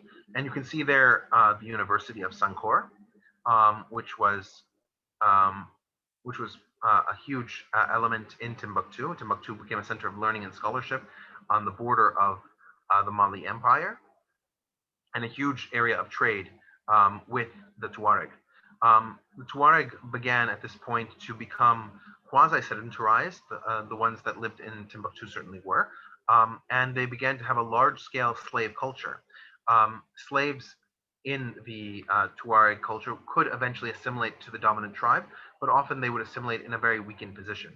A number of these slaves still remain slaves even to this day, regardless of national laws that say that they are free. They simply have no access to the resources that they would need in order to actually be free, such as a last name.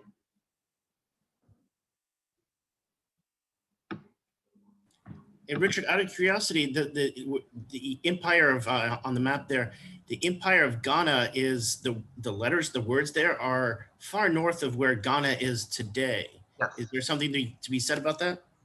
The countries of Ghana and Mali today took their names from these empires as a sign of Africans rediscovering their heritage and coming back to, coming back to sort of a re-Africanization of the territory. If we remember from the colonial period, right, Ghana was called the Gold Coast by the British. And I don't know what Mali was during the French period, but I don't think it was called Mali. I think it was just part of French West Africa. So are you going to cover the colonial period? I was just there. Yeah, you were just there. In fact, I saw that. Sorry about that. No worries.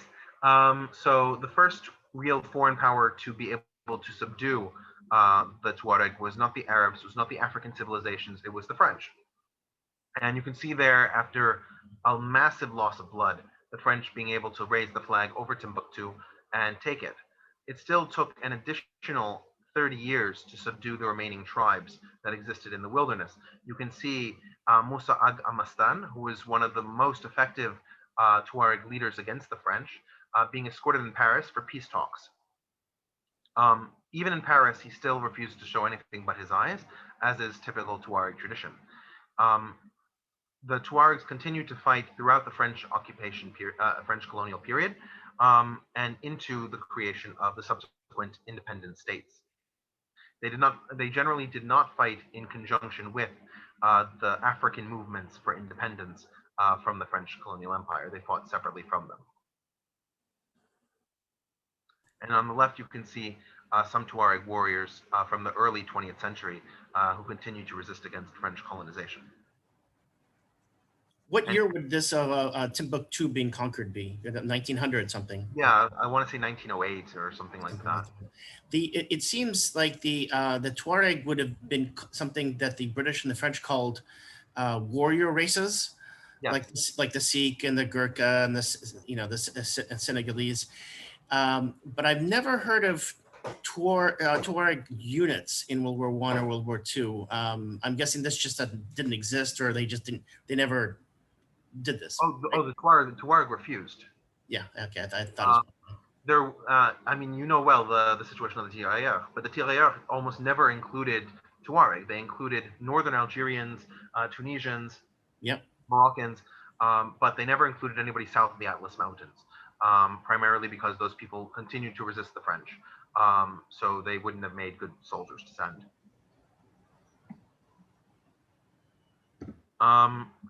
Since independence, the Tuareg have continued to struggle against the independent African countries in which they sit. There have been already 4 wars between the Malinese and the Tuareg who live in Mali. You can see on the left-hand side an ethnic distribution in Mali. And the most important thing to notice is this sort of red-pink line that passes through Timbuktu and around Gao. This is the border, more or less, between areas that are African majority and areas that are Tuareg majority.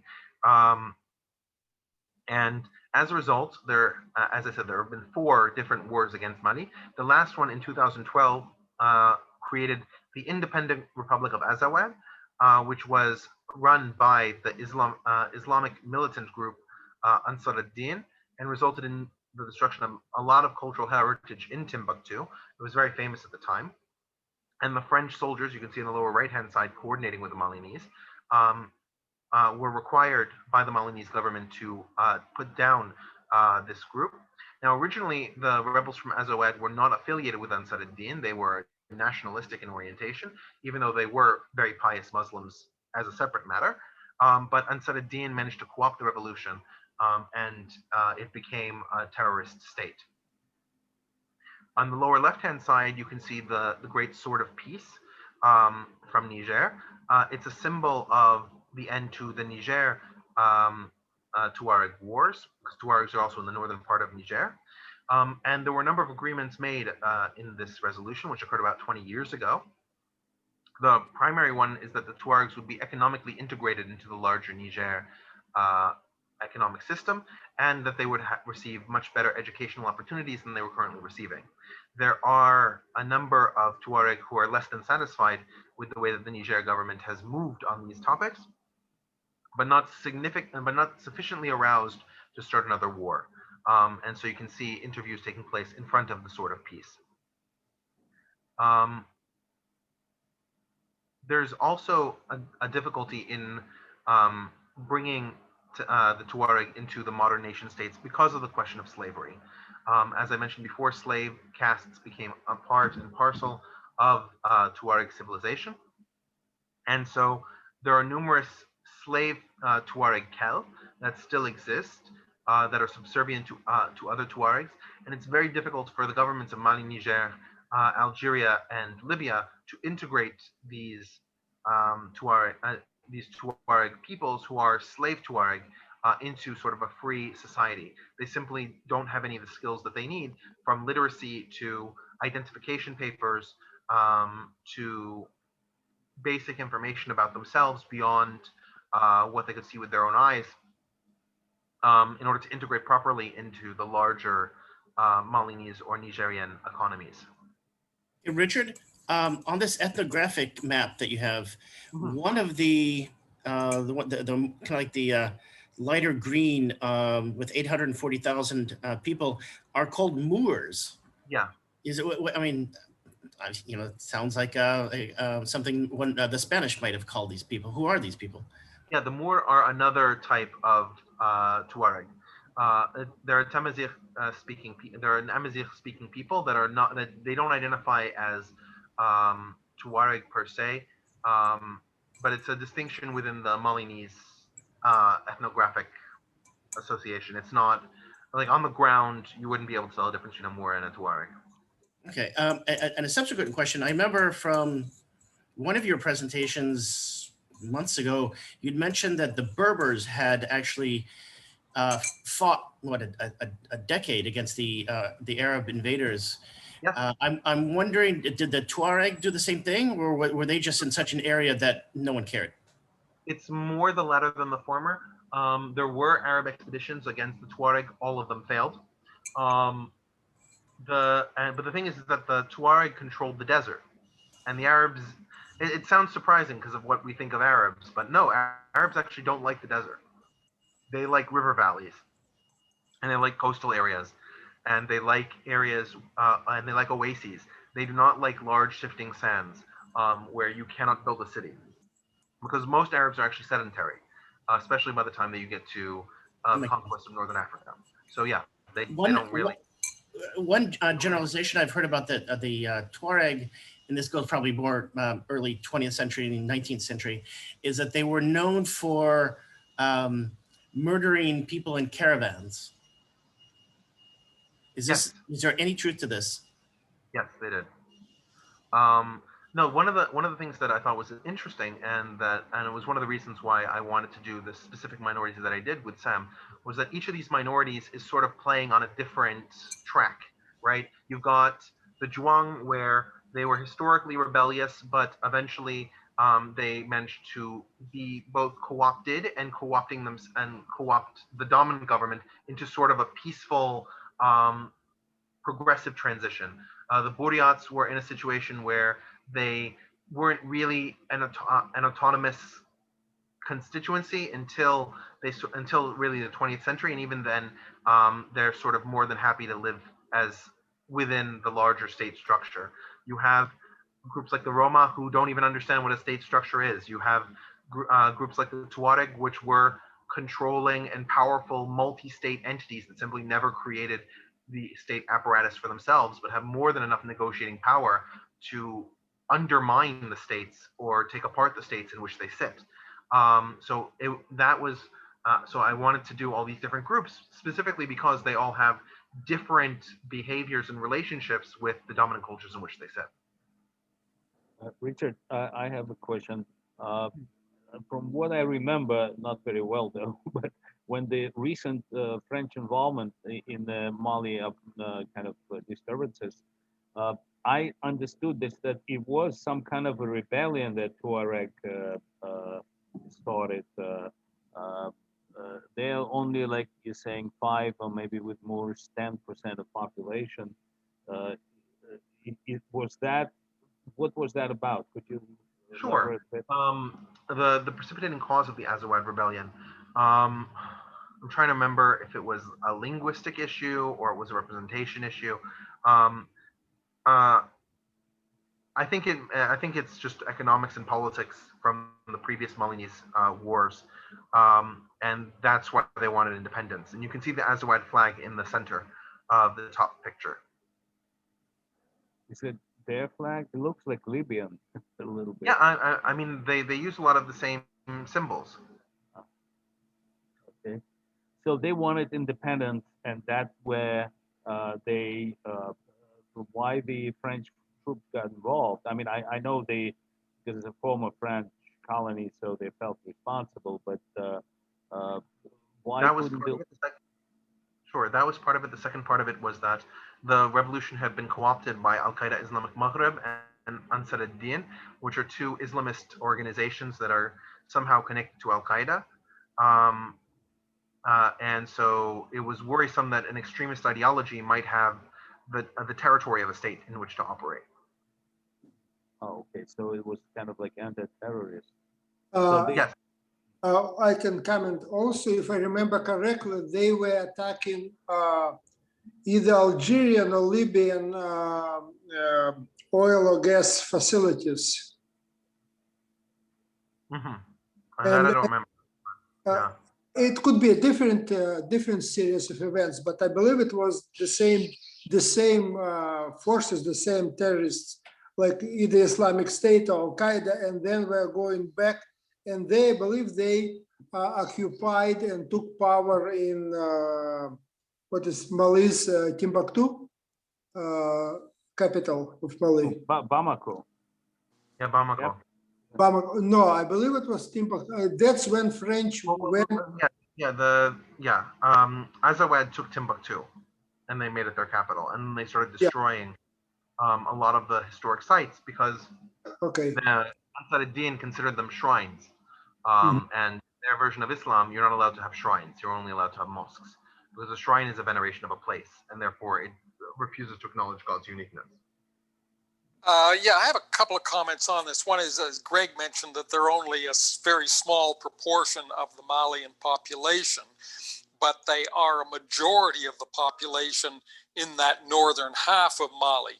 Virtually almost all of the population of Mali is in that southern region where you get enough rain to have dry land settled agricultural cultivation, which you don't in that the upper part of it. Yeah, Richard? I also said the rivers there also. That's right. The Niger River goes through that. So that they are, and of course that northern part of Mali is pretty much, well, it is desert and it's pretty much unpopulated. So they could, and they're, say the Malian government has a minimal presence there, and most of the Malian people. But I guess that revolt was a combination of sort of a bit of an awkward alliance between the Touareg and the ISIS-related groups. And they did attack some of the oil facilities in southern Libya. There are a lot of oil facilities down in the desert in Libya, which is also not easily controlled by the Libyan government, and the Libyan people, which are almost all along the Mediterranean coast. So that whole Sahara Desert. And I guess the Touareg and the ISIS saw this as an opportunity. And ISIS in general has then been attacking into central to southern Mali, Burkina Faso, and Niger. And there's just been a lot of terrorist attacks down into the more populated areas and cities of those sub-Saharan Sahelian countries. Thanks. But on what basis did they co-opt the Touaregs? I mean, what the independence? I'm talking about those the terrorist organization. On what basis they co-opted Touaregs, the whole tribes? I mean. Well, I'm not sure it was co-optation. My impression is it was just an alliance of convenience. The Touareg were an independent secessionist movement. ISIS was looking for a base and spreading Islam and looking for an independent site. So I think they sort of had common interests, and I think they just allied on that basis. Thanks. Yeah, that's accurate. And just to follow that up, after they had managed to secure independence together, Ansar ad-Din basically pushed the Azawadi nationalists to the side. They just took power in that sort of victory. Oh, and one other comment. The Sahelian countries from Senegal to Mali to Burkina Faso to Niger are former French colonies, and the French do still have a major presence there. The currency of these countries, the West African franc, is tied to the French franc, and that means the budgets of these countries are really subject to French approval. There are French advisors throughout all the government departments. The French are the major sort of aid program there. So the French are very much there, and they have a certain interest in maintaining this French, what do you call it? They're not colonies anymore, but they're sort of protectorates, if you will, or allies. So the French want to protect these countries and protect their French connections. Thanks.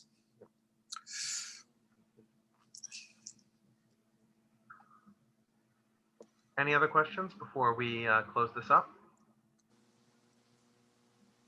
I just might mention, you mentioned that the French went in there in the very early 1900s. Just the background of that, and it's more related to these French countries than it is to the Touareg. But there was a big Berlin conference in 1885 when the Europeans were scrambling for colonies in this area. The British, of course, had long had the British Empire with India, Pakistan, Burma, what have you. The Dutch had the East Indies. The French didn't have much in the way of colonies, so they were sort of latecomers. So they ended up, they wanted colonies of their own, as much for colonial prestige. They wanted to be an empire like the British were. But meanwhile, the British had taken up most of the valuable territory from Nigeria with its oil, Ivory Coast, Senegal, not Senegal, but Sierra Leone, and so on. So the French were sort of left with this very resource-poor stretch of Sahel from Senegal to Mali to Burkina Faso to Niger, and they took these as colonies. I think the general stereotype is that they took them really for sort of glory and prestige, not because there was much there that made it worth conquering. Well, how many colonies in Africa actually made money? This is right about the time of, this is about the time of von Bismarck's map of Africa. Somebody asked him about Africa, and he showed them how Germany was located between France and Russia. Well, the thing we have to realize is that the post-Napoleonic reconfiguration of France's power became a huge impact on French ambitions. So, you know, in the 1830s, 40s, 50s, the ability of France to sort of rebuild its imperialness was extremely constrained and was viewed obviously pretty aggressively by what was, you know, defined as the Quad then of, you know, the Austro-Hungarians, the Russians, you know, the British, and well, there was tiers. There was actually basically like 3 tiers of powers that ultimately put down the French, or put down the Napoleonic France. And so the French were sort of late to the game. And so they wound up having, you know, a less, let's just say a less colonially horrible experience, even though Algeria and North Africa wasn't exactly awesome. But, you know, compared to, you know, Spain or England or the Dutch, you know, their blast radius was definitely not as great. Let's put it that way. Yeah, you'd have to split that into the First Empire and Second Empire. Right. That's exactly right. Because it took the French 15 years after Waterloo to start colonizing Algeria. Yep. So, Yep. France had lost the colonies in India, that lost, and previously Quebec and things like that. So they were more or less starting from scratch. Exactly. And then they were always looked at with extreme suspicion. So much of their colonialization was not kinetic. It was very sort of tactically geographical or trade related, because the idea of a strong French imperial militaristic development was not viewed very positively by generations of Europeans, obviously. So This was the time of Napoleon III, right? That'd be from in the 1850s to 1871. Exactly. The conquest of Africa took place during the Third Republic. That's right. How many of those colonies actually made, outside the rubber trade, how many of those colonies actually made money? I mean, individual merchants may have gone and made a killing, but by the time you did all the security and stuff and put down the native rebellions. Most of the African colonies were operated at a loss. That doesn't mean that, but the thing is that a lot of people confuse that reality of it cost more to maintain the colonies than they were able to extract from them, to mean that the extraction wasn't exploitative. The extraction was certainly exploitative. It's just that even with the exploitation, given the lack of industrialization within Africa and the ability to extract those materials and resources effectively, it was still more costly to do that than it was in terms of the money that they made back from it. Hey, Richard, mind if I add something to that? Sure.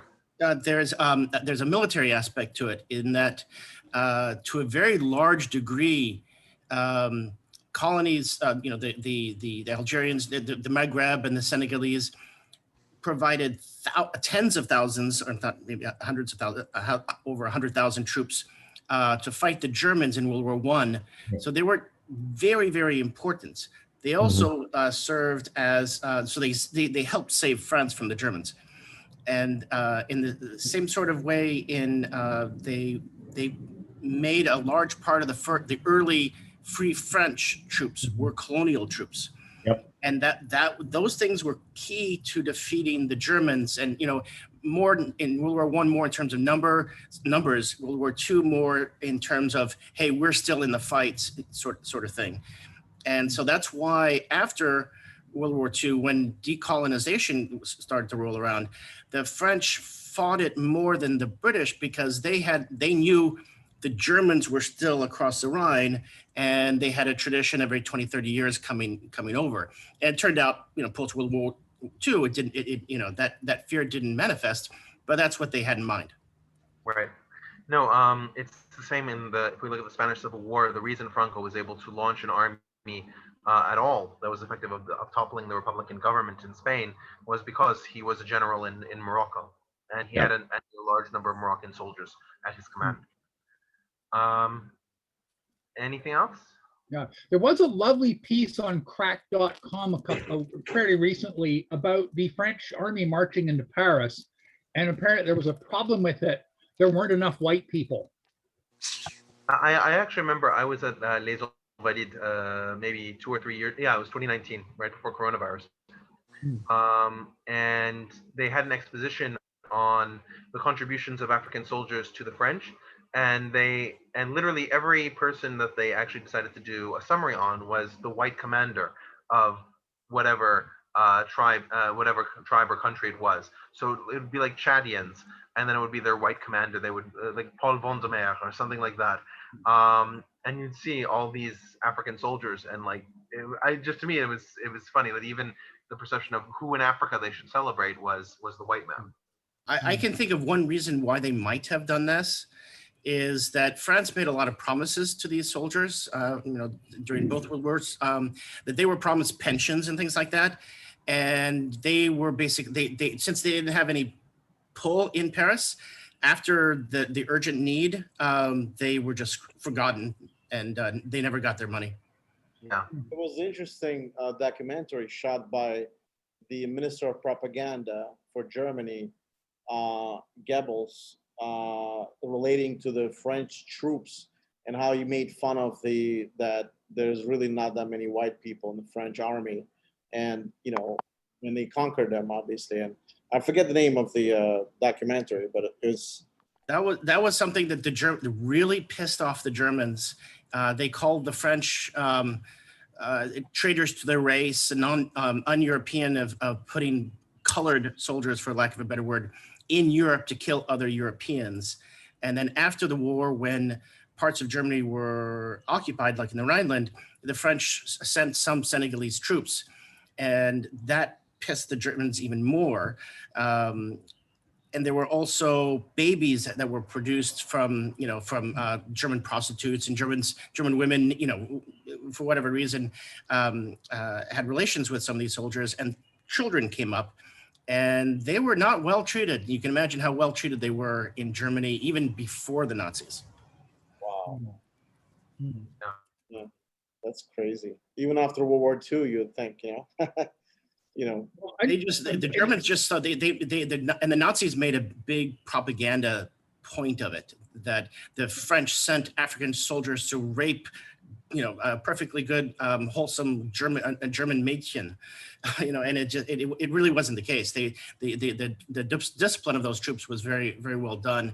These were not rapes; these were just soldiers, you know, men and women. Rapes were on the Soviet side. Yeah. Well, apparently in the early 1960s, Germans made a point of tracking down their African troops from World War I and paying them pensions. Oh, is that right? Interesting. In Tanzania, I think in what was then Tanganyika. From what I hear, when Germans first colonized Africa, they were the most ruthless right after Belgium. Belgium and Germans were the... particularly in Namibia, or German Southwest Africa. Some of the first techniques, or there was a famous book written by a German historian, you know, 10, 15 years ago, that the German efforts to ethnically cleanse some of those areas were kind of the prototype of what eventually became the Holocaust. Yeah.